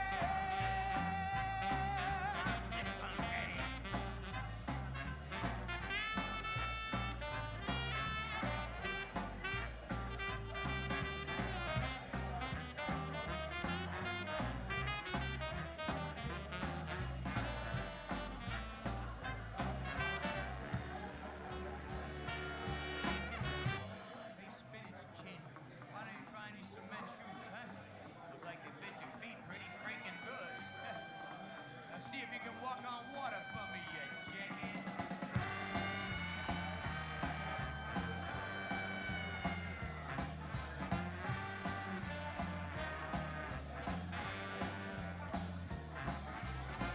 So now you can see zip gun pop was meant to be. Lots of lead flying, lots of lonely gals crying. Well, you can hear them cats shooting, baby, shooting.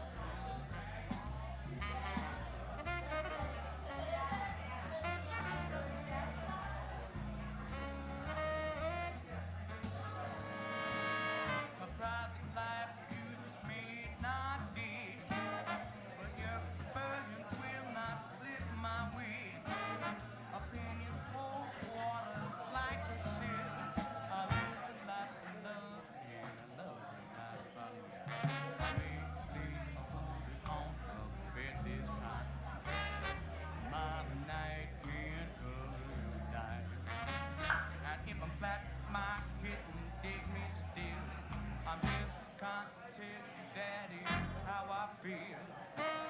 You see me walking as I pass you by.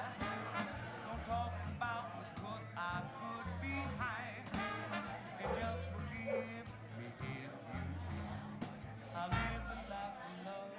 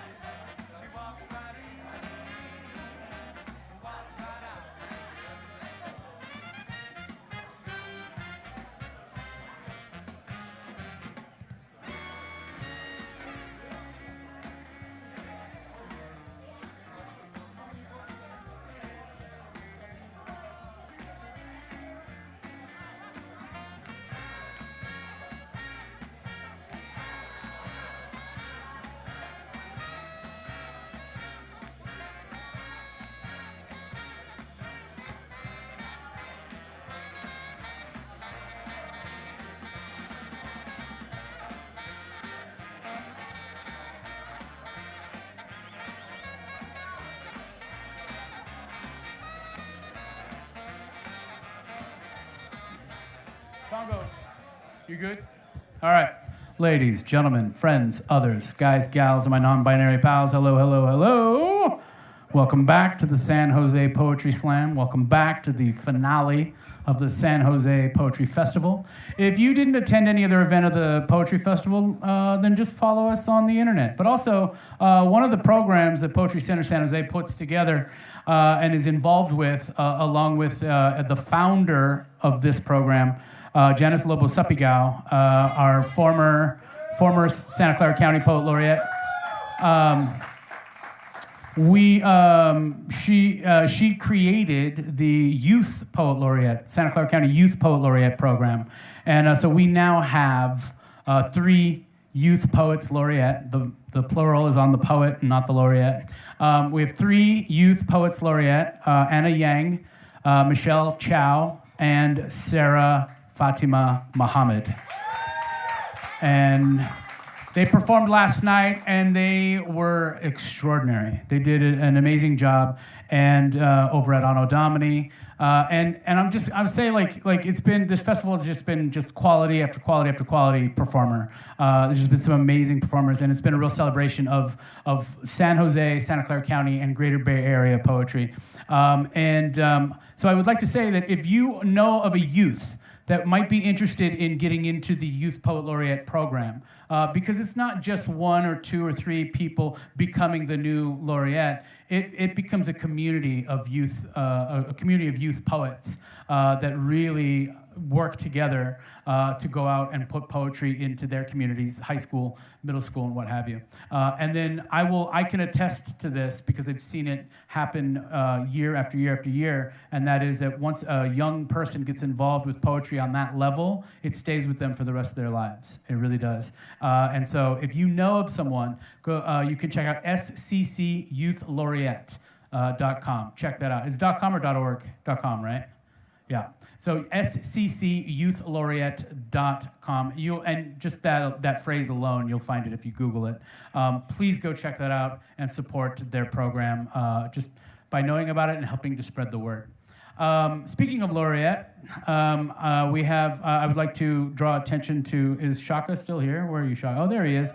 The current Santa Clara County Poet Laureate, Shaka Campbell, my friend, my dear friend. Beyond poetry, Shaka is one of the most generous, kindest human beings I know. My MacBook broke the other day, the screen broke, and I just posted on Instagram, yo, anybody got a monitor that I can plug my MacBook into? And he was at my house within 45 minutes with a monitor, and because he is a good human being. He's a kind, generous human being. And I offered him money, and he took all of it. No, I'm just kidding. He's like, no, more. I don't take singles. Come on, 5s only. It was hilarious. But in all seriousness, I want to point him out because I want people to get familiar. I want poetry to be famous in San Jose. I want poetry to be famous in Santa Clara County. You know what I mean? And if I can help to just draw people's attention to the faces in the room that are doing that thing, you know, because every single one of you is an artist in some way. You know, maybe your artistry is bread. Maybe your artistry is, the bed. Maybe your artistry is poetry, music, what have you. But we're all artists in some way. I'd also like to point out that a couple of our judges tonight are definitely under the age of 14, for sure. And they're doing a fantastic job of judging tonight. You're doing great. And I'd also like to point out to everyone who was in the slam in the first round, this is the last thing I'll say before I bring Tongo up to the microphone. The first time I ever slammed was I think it was actually October of 1998 down South 1st Street. And I was mad because I thought it was just going to be an open mic, and I thought it was stupid to score poetry. And so I went up and I protested. And then by doing really dumb stand-up comedy, and I got a 6. They dropped the 1, they dropped the 3, and they added the 2s, and I got a 6. And I think I still hold the record for the lowest score in San Jose Slam history. So poets, I don't think you'll ever have to worry about that ever again. I'd also like to point out that Anne Bui slammed for the very first time tonight and did very well. You did a great job. Listen to that. That's for you. That's for you, right? And to anyone who slammed for the very first time tonight or the second time or the third time and it's still new, come back. Please come back because we need you. We need you in this community. One of the things that I really loved on Thursday night after we got done, or Wednesday and Thursday night after we got done with our events, a bunch of us poets went out and got dinner afterward and we hung out and it felt amazing and it kind of felt like the old days. And when I say the old days, I'm talking 2019, you know? And it felt really good. And so if anyone wants to hang out tonight, this bar doesn't close until we're out of here. And I spoke with Jonathan here at Tabard. I love this place. I'm so in love with this place right now. And this feels like a good home for poetry, a good home for spoken word. You guys ready for your feature? So am I. Let's bring him up here. I'm not even going to say anything else about him. I'm just going to let him do his thing. Folks, give it up for Tongo Eisen-Martin.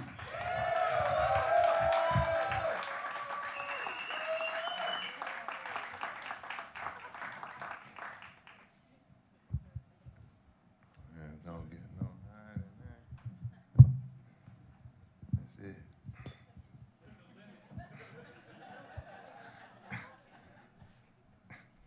I think I might have broke it, bro. I heard a little click that didn't sound like the necessary. Just like that. The innovation is over. Fuck, man.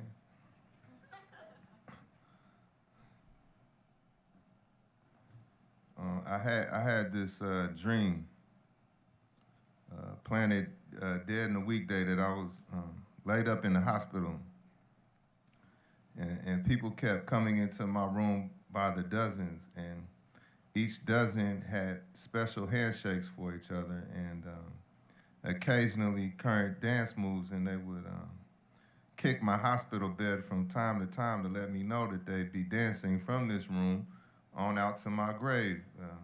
Strange little cha-chas and soft shoe shuffles, disco spins, like they were dancing for some white sundial, marking numbness in their feet drum race ride. And I was ready to die because, you know, ask a musician in the tunes after court. It's the surroundings that is the uniform, but still I just couldn't bring myself to visualize against God. You know, one of them stood over me like a conductor, waving their arms over my body, directing my heart to beat fainter and fainter, directing the tubes to turn the fluids back.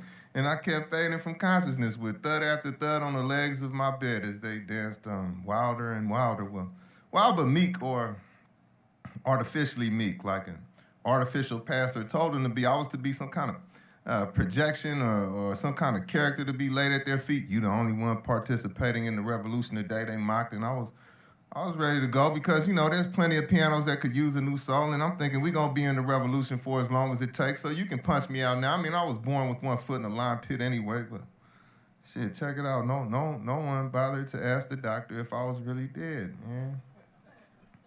It was just like too busy strutting, too busy kissing, and yeah, I kept fading with only enough breath and sweet consciousness to count their smiles. You know, 1, 2, 3, 4, 5, that type of shit. And then I heard a voice, a whisper, and it was counting with me. 6, we said. 7, we said. 8. Then another voice joined us. 9, 10, and another. You see, I haven't been eating, mama. I've been in a trance. I haven't been sleeping. I've been washing my face off the port of Charleston. There's blood on the fog. I go to the railroad tracks and follow them to the station of my enemies. A cobalt-toothed man pitches pennies at my mugshot negative. All over the United States, there are toddlers in the rock. I see why everyone out here got in a big cosmic basket, and why blood agreements mean a lot and why I get shot back at. I understand the psycho-spiritual refusal to write white history or take the glass freeway. White skin tattooed on my right forearm, ricochet sewage near where I collapsed into a rat-infested manhood. My new existence is living graffiti. In the kitchen with a lot of gun cylinders to hack up, house of God in part, no cops in part, my body brings down to Christmas. The new bullets pray over blankets made from the old bullets.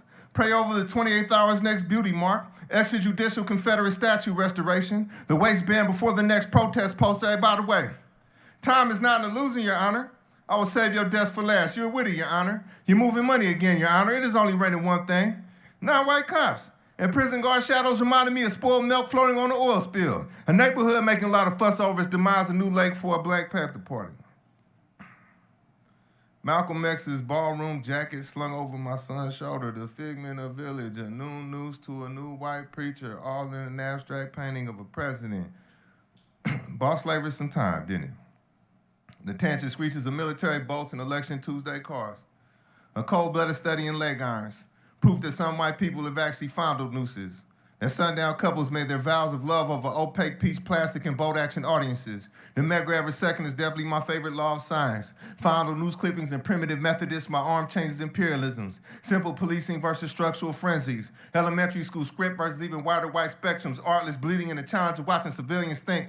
Terrible rituals they have around the corner. They let their elders beg for public mercy. I'm gonna go ahead and sharpen these kids' heads in their arrows myself and see how much gravy spills out of family crest. Modern fans of war with their t-shirt poems and t-shirt guilt. And me having on the cheapest pair of shoes on the bus, I have no choice but to read the city walls for signs of my life.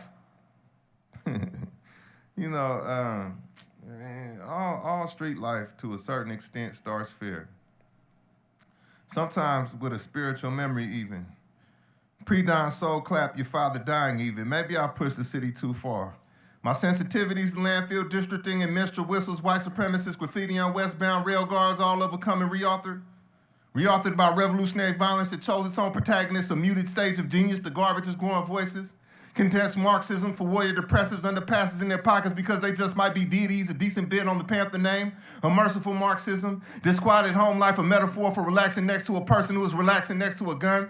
I stare at my father for a few seconds, then return to my upbringing. Return to the souls of Ohio black folk revolution down there pegging at this point. You know what the clown wants? The respect of the ant. Wants to interpret pain only. Wants to pull a 38 out of a begging bowl. Wants me to hurt my hand on this pen. I'm not tired of these rooms. Just tired of the world to give them a relativity. My only change of clothes prosecuted. The government finally learned how to write poems. Shootouts that briefly align. That make up a parable. Or parables like white bodies are paid well. Do white men even have leaders? Are all white people white men? A rat pitches a river. Can almost taste the racial divide. Can almost roll a family member's head into a city hall legislative chamber. Knows who in this good book will fly me.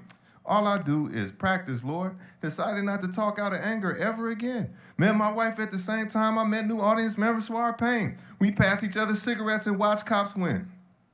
A city gone uniquely linear.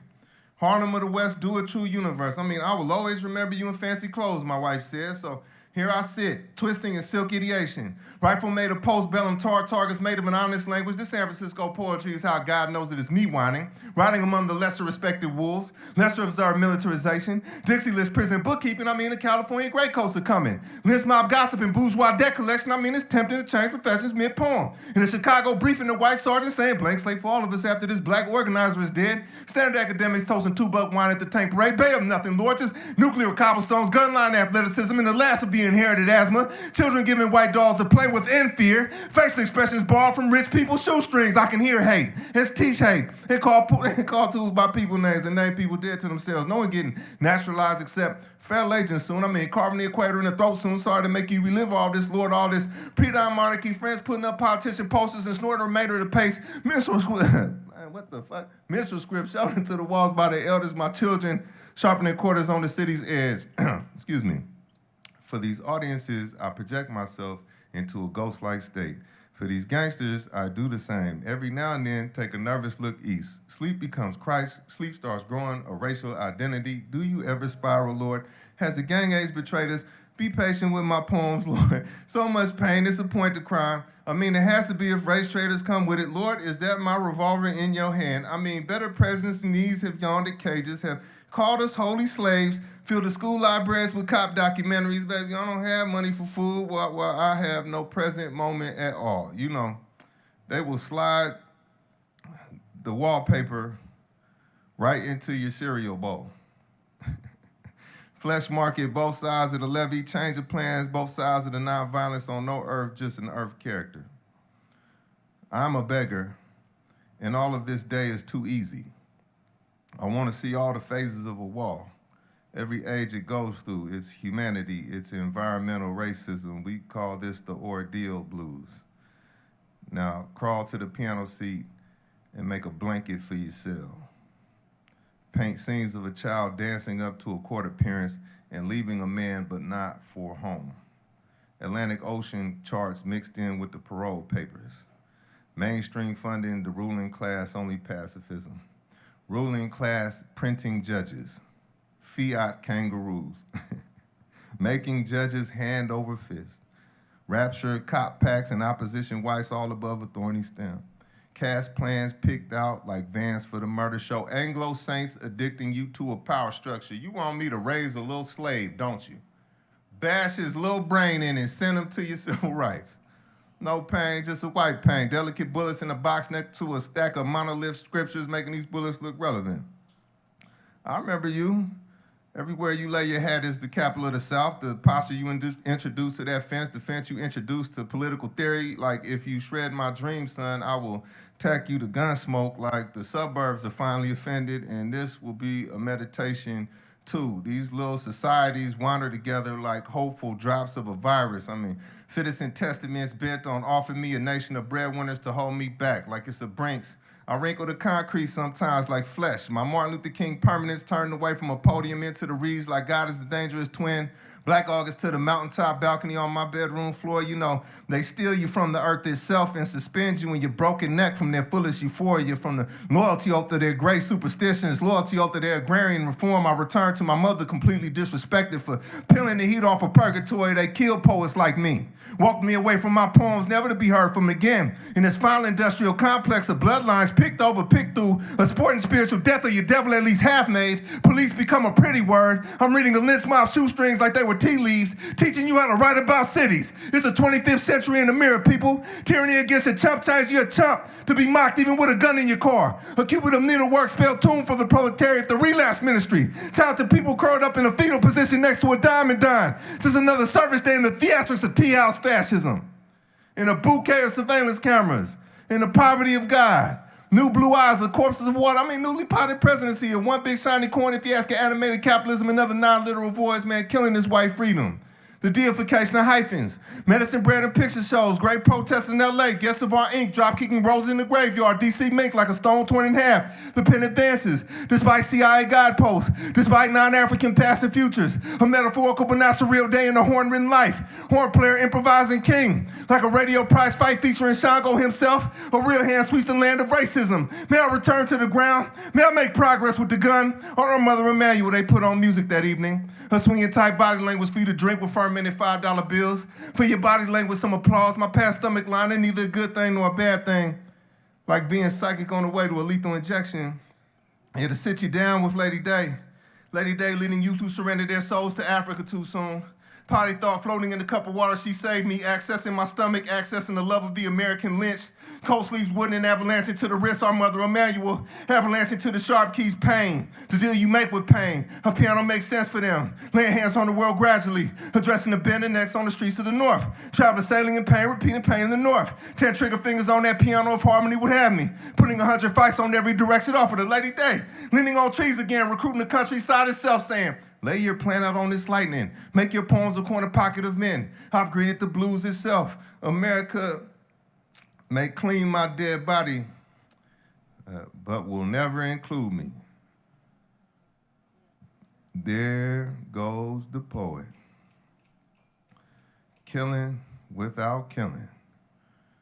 Never mind this little painting of your language. May I be a meaningful lynching. A crow's passing.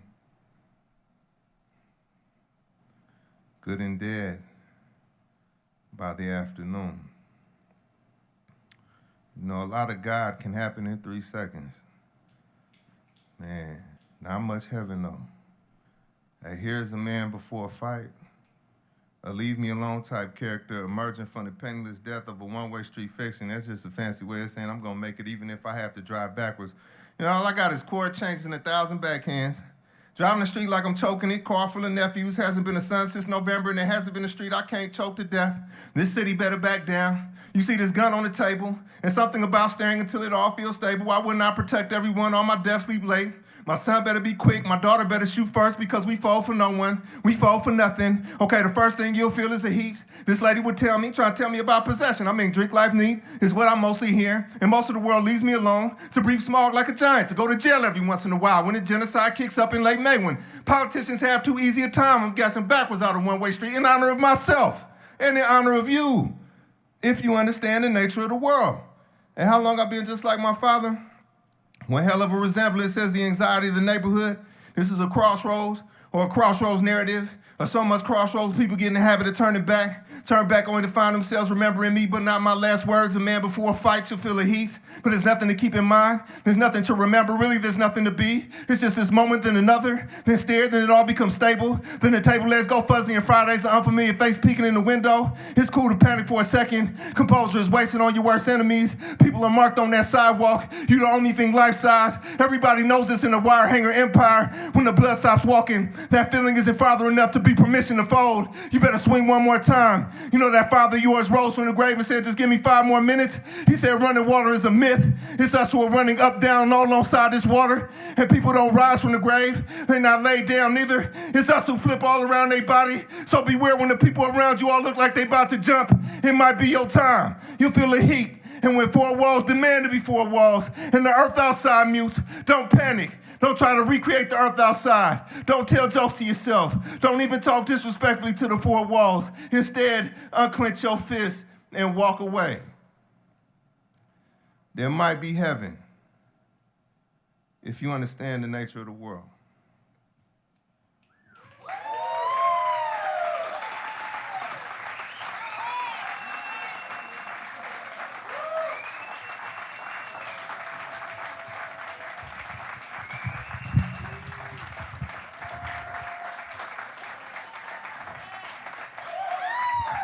Tongo Eisen-Martin, folks.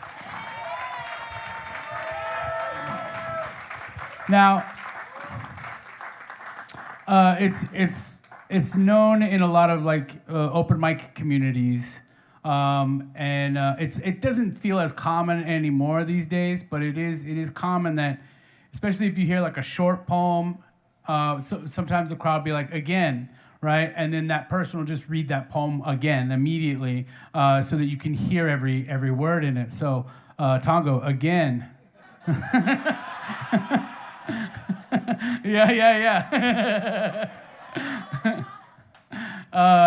No, that's me. Can we give Tongo one more round of applause, folks?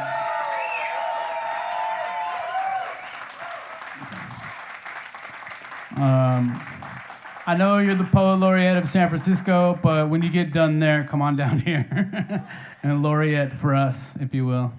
I love it. I love this so much. Folks, you guys want to hear the second round of the slam? 5 more poets, 5 more poems, and then I was thinking maybe at the end of the night, we might hear another poem from somebody else. So here are our poets for round 2. Soul Stuff, in this order. Soul Stuff, Sterling, Jose, Carson, and Brennan. All right, in that order. I would also like to point out, for those of you old enough to remember, at one point we had Johnny and then Carson right after, and I looked at the list and it said Johnny Carson, and I was like, that's awesome.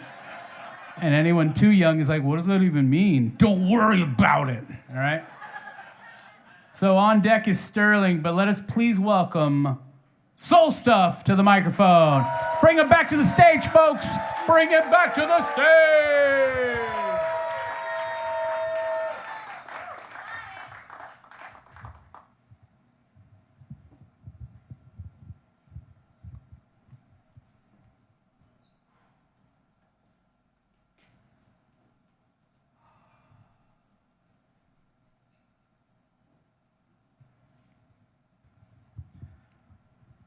And as Goldilocks finished her live stream review of artisanal porridges and bohemian sitting decor, the weight of her privilege suddenly started to tire her out. So she rested on the one bed that wasn't too dark, wasn't too colorful, but just white. Enter the unassuming bears from their hard work off page, coming to find a Caucasian stranger taking up their space. But have you ever heard the bears' perspective? Heard where the script shifts from what we were told? Because no, Goldilocks does not leave.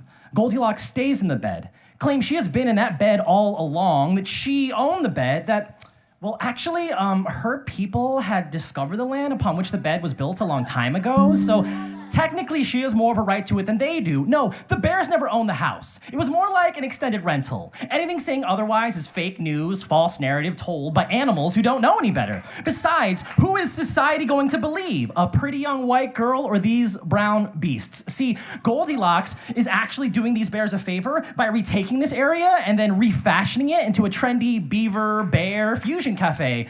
Because her cousins, neighbors, sisters, uncle's dog once knew a bear in passing, so she's pretty much an expert. And the beaver part, she'll just make up as she goes along. Besides, who gives a damn about authenticity as long as you have free Wi-Fi? Excuse me? Bears? Do you have a problem with this? Bears? Was that a growl I just heard? Your tone sounds aggressive. Bears. Do we need to remind you, this forest does not belong to you. Your paws do not belong to you. Contrary to what you may have been led to believe, you do not have the right to bear arms, considering how prone to violence you bears tend to be. Stop fighting. Stop resisting. This is just one home, one bed. If you choose to make this a struggle, we can end this story right now. Forget the happily, we'll take you out of the ever after.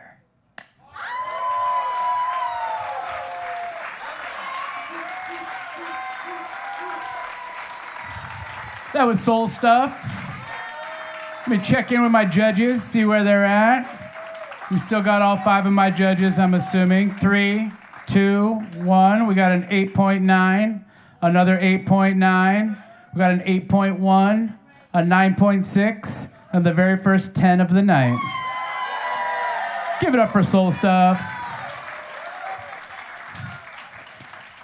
Now we got to check in with Mike and see how he's doing. It's always good. The best people are usually named Mike, folks. It's just the way it works. We dropped that low score, we dropped the high score, and we give Soul Stuff a 27.4 for Soul Stuff.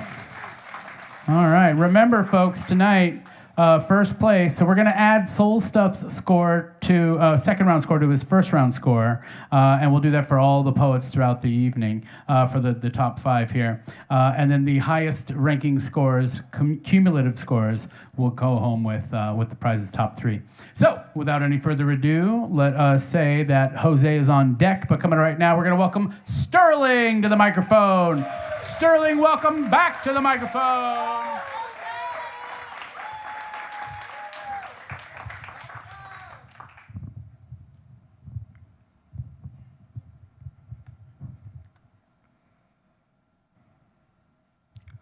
Upon seeing my reflection in the glass wall, after she broke my heart. You thought it was a sad poem, didn't you? Oh, no, no, no, no, no. I realize, I'm not single. I'm in love with myself. You put me in the friend zone. Worst mistake of your life. I love it there. I'm thinking of moving there one day. Why? Because true love is friendship set on fire. Thank God you didn't choose me, or I would be one of your bad choices. So let what I'm about to say be a message in the bottle for the girl out there, somewhere, maybe in this crowd right now, actually looking for me. In Greek myth, a soulmate is half man, half woman, separated at birth, cursed to spend their lives looking for each other. I found my best parents, I found my best friends, I found my best career, and I found my best artists. They do exist, so I know you do too. There you are, run away with me out of the forest of the past. I'm not very handsome or rich or have a 6 abs. All I have is a stable job in this heart. I cannot buy you diamonds, but I can turn you into songs. So let me be your amazing broke boyfriend. I see in and out on a bench in a park with you. I see lavender fields to dark caverns on a weekend with you. Who said anything about money? If there's one thing I ever learned from love, it will be, it doesn't take a lot to make someone feel special. And next thing we know, we will have seen each other's faces for 3,650 days straight. The world will run out of things for us to do, and nothing about our past is new anymore. Then, I have no other choice. I'll kill you first. So when the teenagers tell your story by the bonfire, your name will always end with mine. Okay. Hear me out. I promise, I'll love you for at least 25 years, even when the honeymoon had waned or the butterflies had died. But I don't like those metaphors. Our love will be a piece of metal, for our bond is stronger than time can break. And metal is strongest when it has settled. That's why they call it a silver anniversary. Sterling silver. Anyway, I'm getting ahead of myself. We are still a long way from true love, and all good things have to be built. So, lady, wherever you are right now, I really need you to pick up the pace. This series can use a female lead. Finally, baby, when you find this message out on a lonely night after a bad day, just know I'm your man.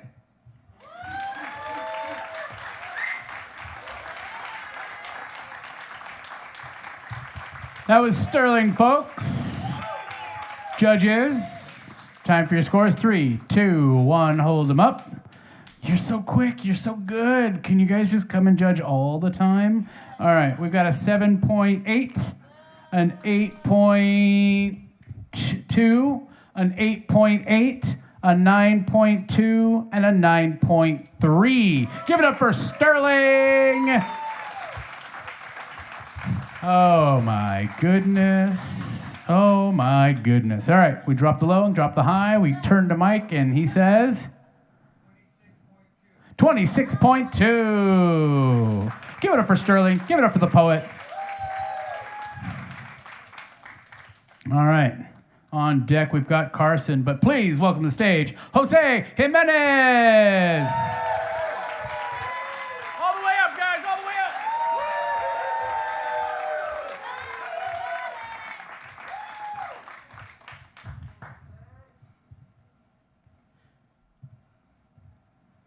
The first time the Grim Reaper came to get me, I offered him a tequila shot.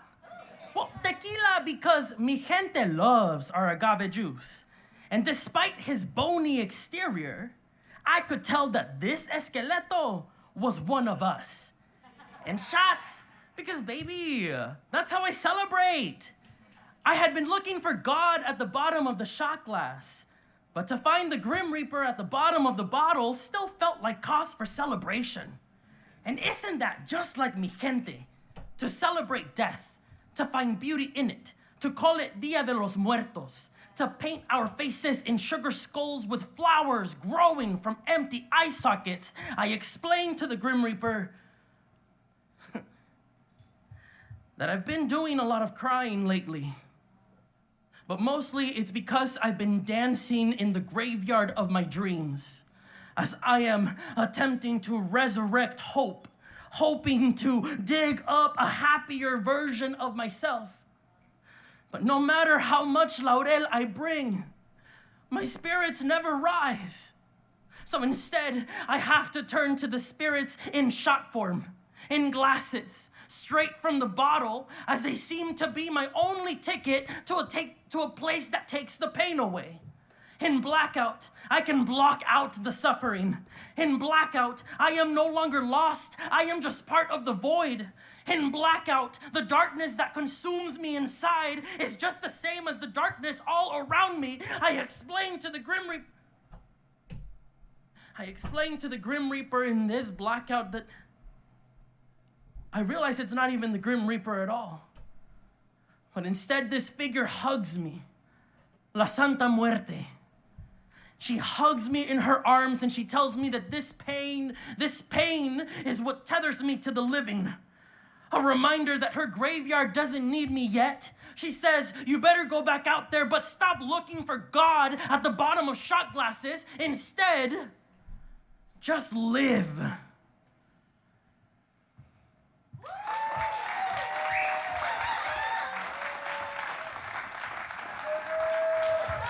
That was Jose, everyone.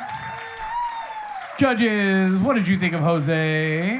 What did you think of his poem? You're going to hold up those scores. 3, 2, 1. Hold them up. We've got an 8.9, a 9.0. We've got an 8.2. We've got a 9.3 and a 9.5. Give it up for the poet. Give it up for the poem. Woo! 2 more poets to go. Brennan, you're on deck. We're going to turn to Mike. Mike, what did we give for Jose? 27.1 for Jose. And coming up to the stage right now, please welcome Carson. Back to the stage, all the way up. We clap. We keep clapping. We don't ever stop clapping.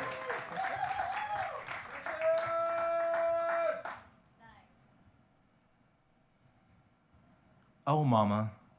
I traded holy acceptance for 6-inch heels, sidewalk clicks, miniskirts waltzing with dry wind, my skin a graveyard for glitter. I traded baptisms for bloodshed. Oh, mama. Everyday men try to solve me as though my body is a Penrose. When they do, clicking heels, clicking triggers. But sir, last night you wanted our tongues twisted like chain link. Oh, mama, am I the daughter you dreamed when you spent summers under rustling sycamores? Was I the image of the pearl white dress wrapped in 1,000 scents, honey and lavender, citrus and coconut, you abandoned when the doctors announced me a boy? Oh, mama, unearthed dreams from 6 feet of despair because I was a mama's boy turned no one's man.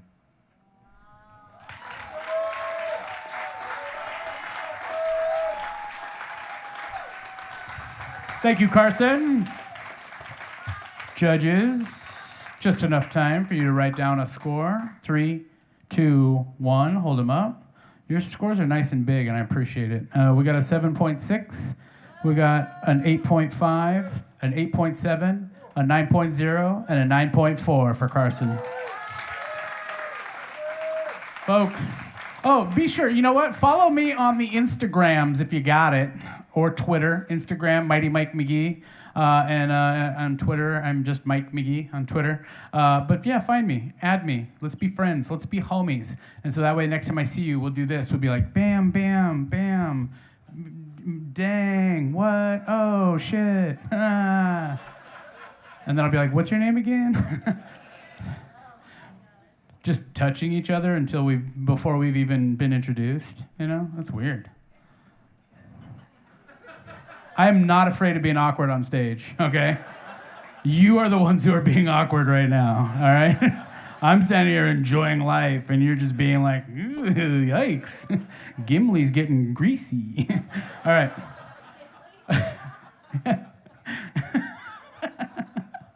I love it when people make the realization, like, yeah, he does kind of look like Gimli. Where's the helmet? It's hanging on my bike. Brennan, you are on deck. Wait, no, you are coming up next. What's the score for Carson? 26.2 for Carson. 26.2.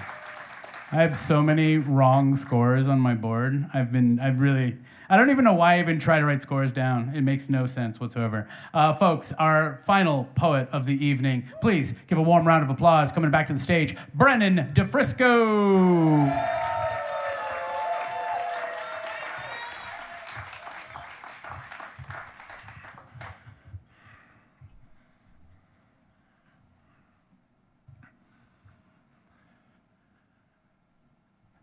Excuse me. Yes, you in the room looking up at me. I have reason to believe that you are amazing. And here's why. Did you know you can glow in the dark? Humans are bioluminescent. No matter what color your skin is, this light that our eyes can't see lets all the other predators know where we are. And we all look delicious when the moon wakes up hungry. Instead, let's talk about love. An avalanche of neurotransmitters moving through you. They speed up your heartbeat, make it hard to eat or sleep. These are the same chemical effects as amphetamines. We are literally addicted to love. In your blood, there will always flow a small dash of gold. You are more precious than you know. And did you know we share half our genetic code with bananas? Or that a few of us can taste the flavor of syllables as we speak them? Some women have an extra color receptor or two and see more shades of red and blue than men will ever know. Loneliness is physically painful. The same part of the brain that makes pain frightening drives us to connect, to seek companionship, to feel home in someone else's arms, and to feel lost when you aren't there. Which may be why your tears act like memories. They change shape depending on why you're crying. Even though 90% of the cells in your body have their own DNA and are not technically you, every atom you are is 99.999% empty space. And none of them are the ones you were born with, but all of them were born in the belly of a star. You are so amazing.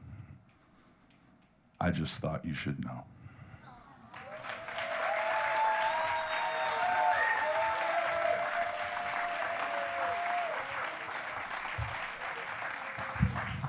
All right, judges, I'm going to spin this stool. I know, it's amazing. It's so impressive. Everyone's just like, what the hell? How does he do it? I'm fat. It's true. It's powerful. Being chunky, it's very powerful. It's true. Yeah, try to move me out of the way, all right? I dare you. I dare you. Judges, let's see them scores for Brendan.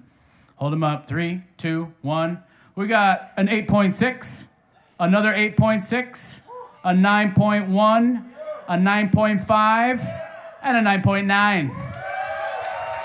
Yeah. Give it up for Brendan. Give it up for the poet. As a matter of fact, keep that applause going real hard for all the poets that you've seen tonight. Ow. I agree. I agree with all of that. So while Mike, we're gonna drop the low and drop the high for Brendan. 27.2 for Brendan. Brendan DeFrisco. I want to be you, Tongo. You might be the poet laureate of San Francisco. I want to be the poet laureate of Brendan DeFrisco. Yeah, I said it. I had to. Somebody had to. I'm glad no one else. Do not heckle. All right? I'm just kidding. Go ahead, heckle. Heckle all you want. That joke deserves to be heckled. That was rude. That was so rude of me. No, but in all seriousness, here's a poem for you guys from a guy named. This was written by Mighty Mike McGee. Oh. I know that guy. I haven't read a single poem this whole festival, and so I'm gonna go ahead and just, while we figure out who the winners are this evening, I'll read this poem, and then I'll probably ask Scorpiana to come up and read a poem after we, just before we announce the winners. You want to do that? You feel like it? Yeah, sure, all right. Okay, here we go. This is called Ode to the Delightful Hearts of the Valley. Those of you who don't know me, I freaking love this place, all right? Just so you know. So that's what this is all about right here, all right? It's an ekphrastic poem And those of you who aren't aware of an ekphrastic poem, it's a poem that is inspired by anything else, like another piece of art especially. So this was after a mural at the San Jose Museum of Art of a motherboard circuitry overlaying cherry blossoms. And it's just a really lovely, very large piece inside of the cafe at the San Jose Museum of Art, and it's by Julia Chang. And that piece is called "In the Valley of Heart's Delight," which was one of the names of this valley during the agricultural boom. From this basin, between these ranges of hills, made for feet and hooves, I have seen the sun at every angle, at every moment of the day. I've seen moonrise from every possible hill. This goes to impossible beauties. Even when I was unprepared, with eyes closed or overtly selfish and unblinking.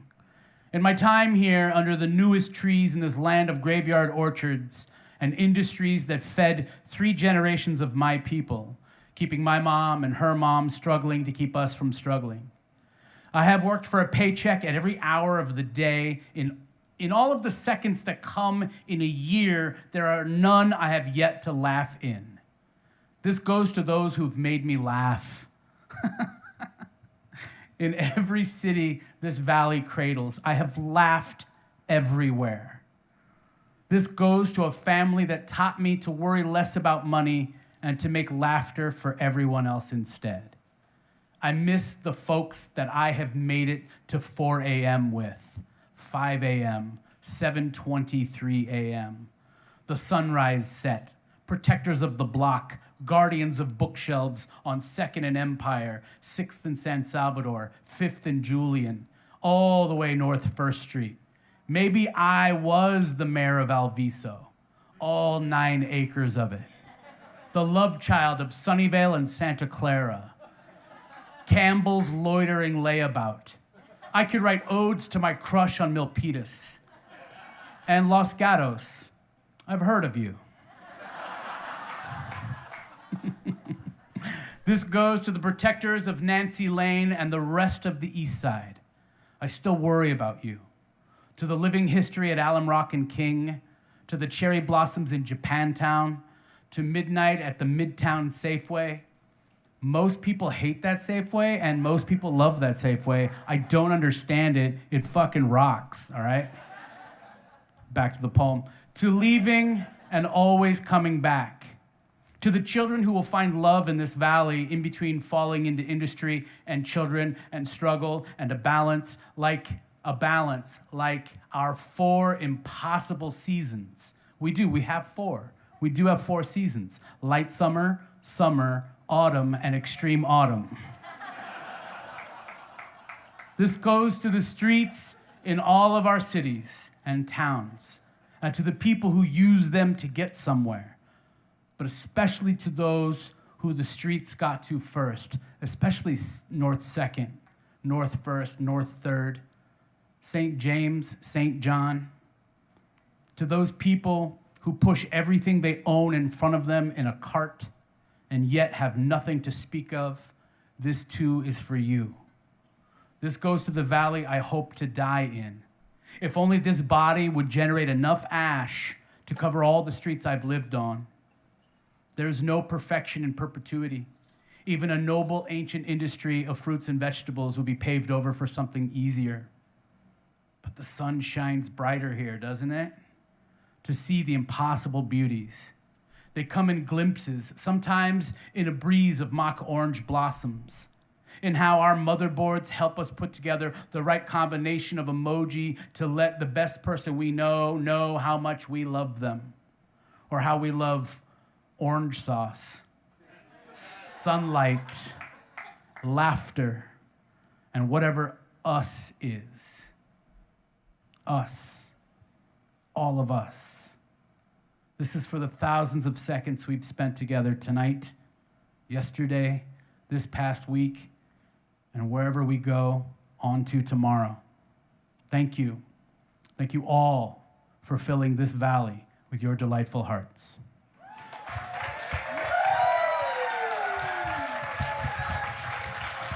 I love y'all. I just got a 10. Or an upside down 1. Yeah, I figured as much. 9.0? Come, what? 9.0. I like how you took the time to write the 0. You're just like, you're all right, but not all the way all right. That's fine. I can take it. So that's a 19 total, because the other judge was like, you don't even deserve a score. I'm not even going to give you one. You're the worst poet I've ever heard in my life. No, I'm only the worst poet on stage right now, that's all. Think about it, that's not bad, right? Because there's nobody else up here, you know? You knew what I meant. Anyhow, can we bring Scorpiana Excellent to the stage so we can find out who our winners are tonight? We're about to give out some cash for this poetry slam, folks. And while Scorpiana makes her way up here, would you agree that this is a proper home for the San Jose Poetry Slam going forward? Feels like it. Would you agree, Scorp? Yeah. Proper home? Yeah. This feels good. I would like to thank Stephanie and Jonathan for having us here at the Tabard Theater. I'd like to also thank Greg in the sound booth up there for making us sound so good. Oh, he's actually right over there. For making this sound so good. This is the most professional spot we've been in a long time. All right, did you want to read them off? Or did you want to hand them their prizes? I'll let you read them off, and I will. You'll hand out the prizes? I'll hand them. What do we got there? Oh, we got trophy. This is Wanda. She followed me home, so family now. So. I have a feeling that Lorenz is missing a unicorn. Lorenz, did you drop something on the way here? Maybe a puffball? Sorry. I don't get to comment on the poems when they happen because I have to be as unbiased as possible. But Lorenz, bravo. Bravo. Yeah. Because you ain't winning shit tonight. That's for sure. All right. So in third place, so in fifth place with a 52.1 combined, not winning any cash, but winning our love and admiration. Please give it up for Carson, everyone. Carson, take a bow, Carson. Where are you? I can't see anything. Oh, there you are. Hello, Carson. It's so good to have you back. It is so good to have you back. I am so delighted that you're here. In fourth place with a combined total of 52.4. These scores are not far apart, folks. These scores are very close, so that's a good thing. One, it means that the judges were very consistent, and they did a great job. But with a combined score of 52.4, give it up for Brennan DeFrisco, everyone. He's right over there. Everybody look at him and clap at him. Clap at him. I'm going to enjoy doing this each month. The next slam is going to be October 9th, by the way. Put that in your calendars. October 9th will be right here. In third place, winning $10 and our love with a combined score of 52.7. Please welcome Sterling to the stage. Sterling, you got some cash. That's at least half a meal at Burger King.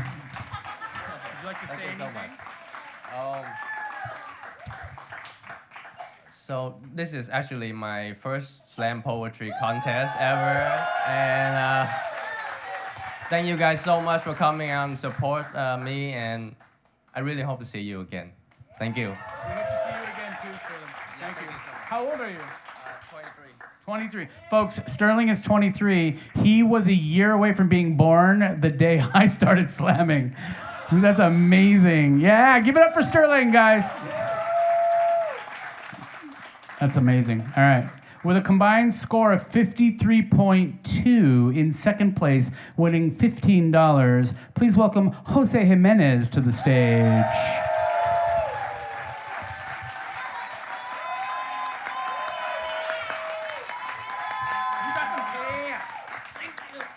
Thank y'all, thank you. Thank y'all for listening to my stuff. I'm like normally an angsty person and everyone's like, you're so angry on the mic. I can't help it, I'm sorry. But thank you for this and keep coming out. I love the venue. Yes, I'm excited to keep coming. I'll see y'all next month. I'm clapping for his shirt. It's an amazing shirt. All right. In first place is me. That's weird. No, I'm just kidding. Oh, it's amazing. I can do that too in the bathtub. All right. With a combined score of 54.3 from Southern California, please welcome Soul Stuff to the stage. $25 cash.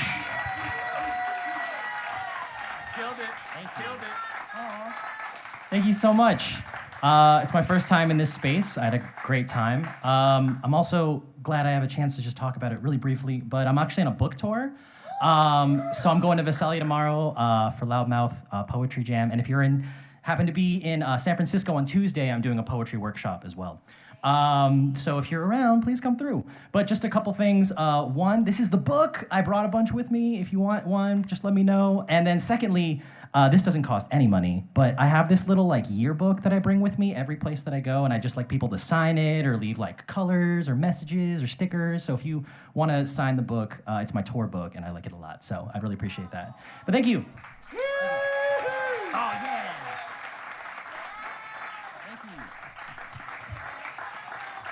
Soul Stuff is our champion this evening, folks. I think not too shabby, Scorp. Not too shabby. Look at this. Great crowd tonight. I counted, I don't know what head count was at the peak, but I counted something around 100 folks, which is amazing. So y'all did a good job coming out tonight. Please help us spread the word. Let people know this is going to be happening every month right here. It gives us something really fun to do on a Sunday night. I don't really have much else to say, so I'm going to pass it on to you, Scorp. Would you like to close it out for us this evening? So I have this thing where I love having the same poet open the festival and close the festival. So Scorpiana, who read for us on Wednesday night to open up the festival, is now going to close it for us officially. Folks, please give it up for your slam master, Scorpiana. Excellent.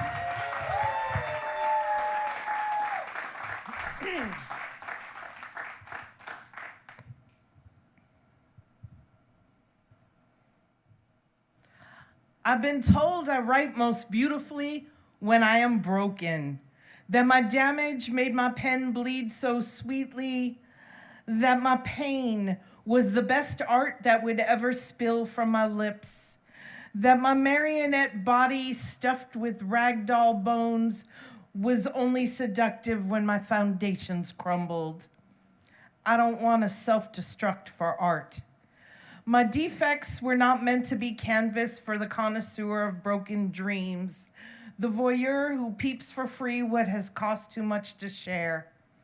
I was not supposed to become the woman behind the curtain, deposit a coin and watch her tightrope on the edge of a blade, because I was never as stunning as when I am disintegrating.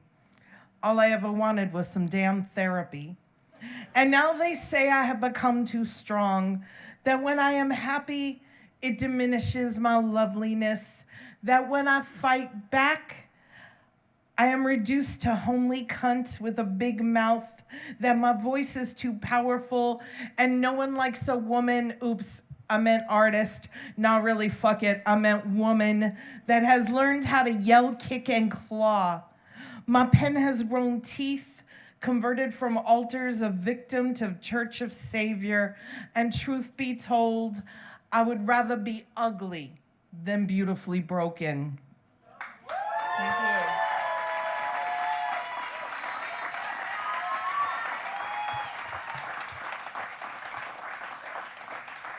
you. Before we send everybody home, I want to, and everybody give a big thank you and round of applause to our host, Mighty Mike McGee.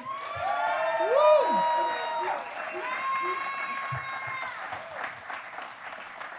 Y'all don't even know how eternally grateful I am to have him host tonight, because for like the last 4 or 5 years, I've had to host almost every single slam. I don't like hosting slam. And in my opinion, Mighty Mike McGee is the best slam host that has ever graced San Jose Slam. So I am so super grateful. to have this, and also a big thank you because finding slam venues, not always an easy thing. I did not do this. Like, McGee did this, the folks at Tabard Theater did this, and they had talked, and he had called me and said, hey, like, how would you like to do the slam in the Tabard Theater? I did not have to do any footwork, and normally running a slam month to month, there's a lot of work to go into it, and usually I only have a little bit of help. I didn't really do jack this month. Like, McGee did everything this month for me, including having to do so much for all the other events for the Poetry Festival. All this could not have happened without you. I love you. And big thank you to y'all at the Tabard Theater for letting us come here tonight and offering us a new spot. We really appreciate you. Big thank you to our scorekeeper, timekeeper, my husband, Mr. Excellent, AKA Mike Brooks. I could not do this without him either. Big thank you, our featured Tongo. And I'm gonna confess this because I'm standing up here on a mic and I could say things on the mic I can't say otherwise. Anytime I see you anywhere, because I'm so in awe of you, I can never fucking talk to you. So I'm not being like stuck up or ignoring you. I'm just tongue-tied every time I'm like in your presence. So thank you so much for doing this feature and tearing it up. Like,